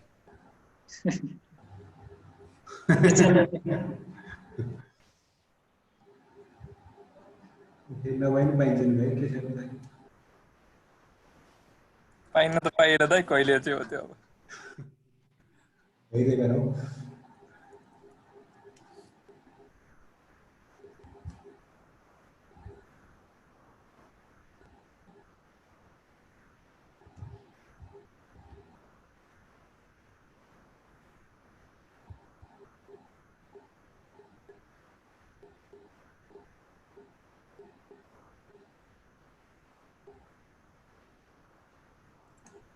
आजलाई सक्या हो त अब यति? केही प्रब्लमहरू पुगिरहेको छ कसैबाट आउँछ कि भनेर। सर यो इमेज बाङ्गो देख्दाखेरि मलाई याद भयो त्यो अहिलेको सेटेलाइटको इमेजहरू नि सबै प्राय बाङ्गै हुन्छ नि सर, किन? किनभने हामीले एसाइन गर्दाखेरि के गर्यौँ भन्दाखेरि त्यो सेटेलाइटको हिँड्ने पाथ चाहिँ त्यसरी नै एसाइन गरेको छ। उनीहरूले सुरुमा के गर्छ भन्दा तपाईँले ऊ देख्नु भएको छ त्यो डिग्री डेसिमलको लाइनहरू, लङ्गिट्युड ल्याटिट्युड लाइनहरू क्रस गर्छ। हजुर सबै त्यो एउटा हामी रेक्टेङ्गल हुन्न नि, त्यो याद गर्नु भएको छ? हजुर त्यो रेक्टेङ्गल पनि हुन्न, अनि त्यो पाथ एसाइन गर्दा त्यसरी नै एसाइन गरे हुन्छ उनीहरूले। सर त्यो अर्बिटमा हिँड्ने भएर त्यस्तो भयो हैन? अर्बिटमा हिँड्ने भयो त्यस्तो भएको थियो। अर्बिटमै हिँड्दा नि सिधा हिँड्ने त भइगयो नि। कसको सिधा? उनीहरू आफ्नो सिधा हिँड्दाखेरि हाम्रो बाङ्गो पर्यो होला नि त हैन? त्यो पनि होइन सर, मैले चाहिँ नर्थ साउथको लाइनमा हिँड्न खोजेँ भन्नु खोजेँ। अर्बिटमा हिँड्दा रेक्टेङ्गल बनाएर हिँड्यो भने सिधा आउँछ कि गोलोमा हिँड्दा गोलो? सबै नर्थ साउथ हिँड्न मिलेन नि त, सबै सेटेलाइट के छ भन्दा सबै नर्थ साउथ मात्रै हिँड्यो भने त हामी इक्वेटरतिरबाट पनि रिङ गर्नु पर्यो कसैले कुनै सेटेलाइट। हामीले त्यो अर्थको फिगरहरू त देखाएको छ नि, एउटा यस्तो हुन्छ, एउटा यताबाट जान्छ, एउटा यस्तो भर्टिकल छ, एउटा होरिजोन्टल छ, त्यसरी नै सबैतिरबाट रिभल्भ गरेर हुन्छ सेटेलाइटले।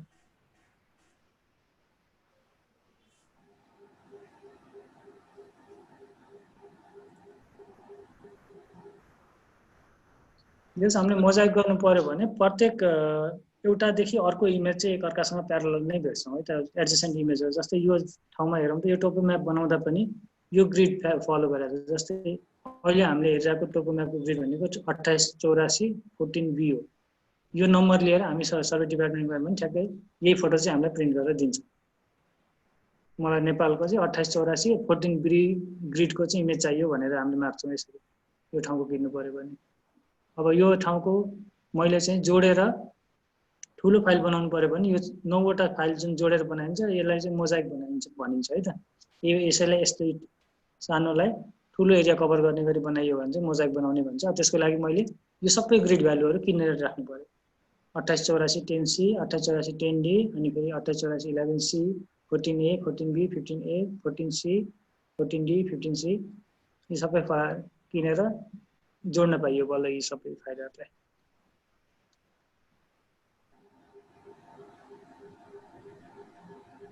हामीले यहाँ सिधा देखाएको छ, एक्चुअल स्ट्रिङ अलिकति बाङ्गो छ है यो।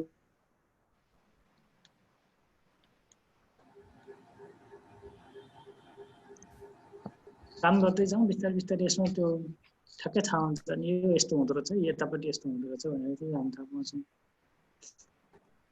जस्तै यहाँ हेरौँ न, यो जुन ब्ल्याक लाइन छ, जुन 37 को लाइन छ, माथिपट्टि चौडा छ, तल्लो जति हामी जाँदै गर्छौँ त्यति नजिकै गएको हो कि, अनि फेरि यसमा त हुँदैछ।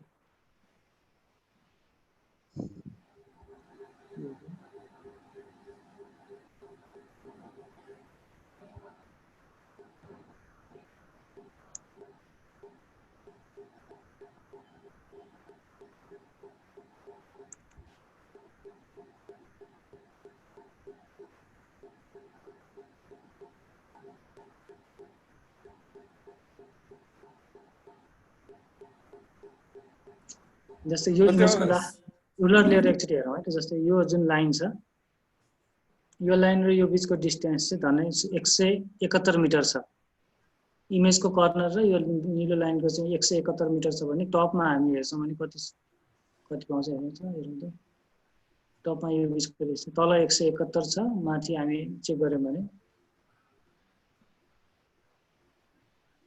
221 मिटर छ भने केही फरक त छ। यो इमेज चाहिँ बाङ्गै आउनुपर्छ यदि करेक्ट भएको केसमा चाहिँ, अलिकति बाङ्गो देखिनुपर्छ एक्चुअल भन्दा। तर त्यो ऐनाको आरएमएससी भनेको रुट मिन स्क्वायर इरर हैन हो? रेसिडुअल मिन स्क्वायर भनेको के? रुट मिन स्क्वायर इरर भन्छौँ नि हामीले। स्ट्याटमा कहिले निकालेको छ मलाई हेरौँ त, यहाँ अहिले पोइन्ट केही पनि छैन, त्यही भएर आरएमएससी पनि खाली नै छ।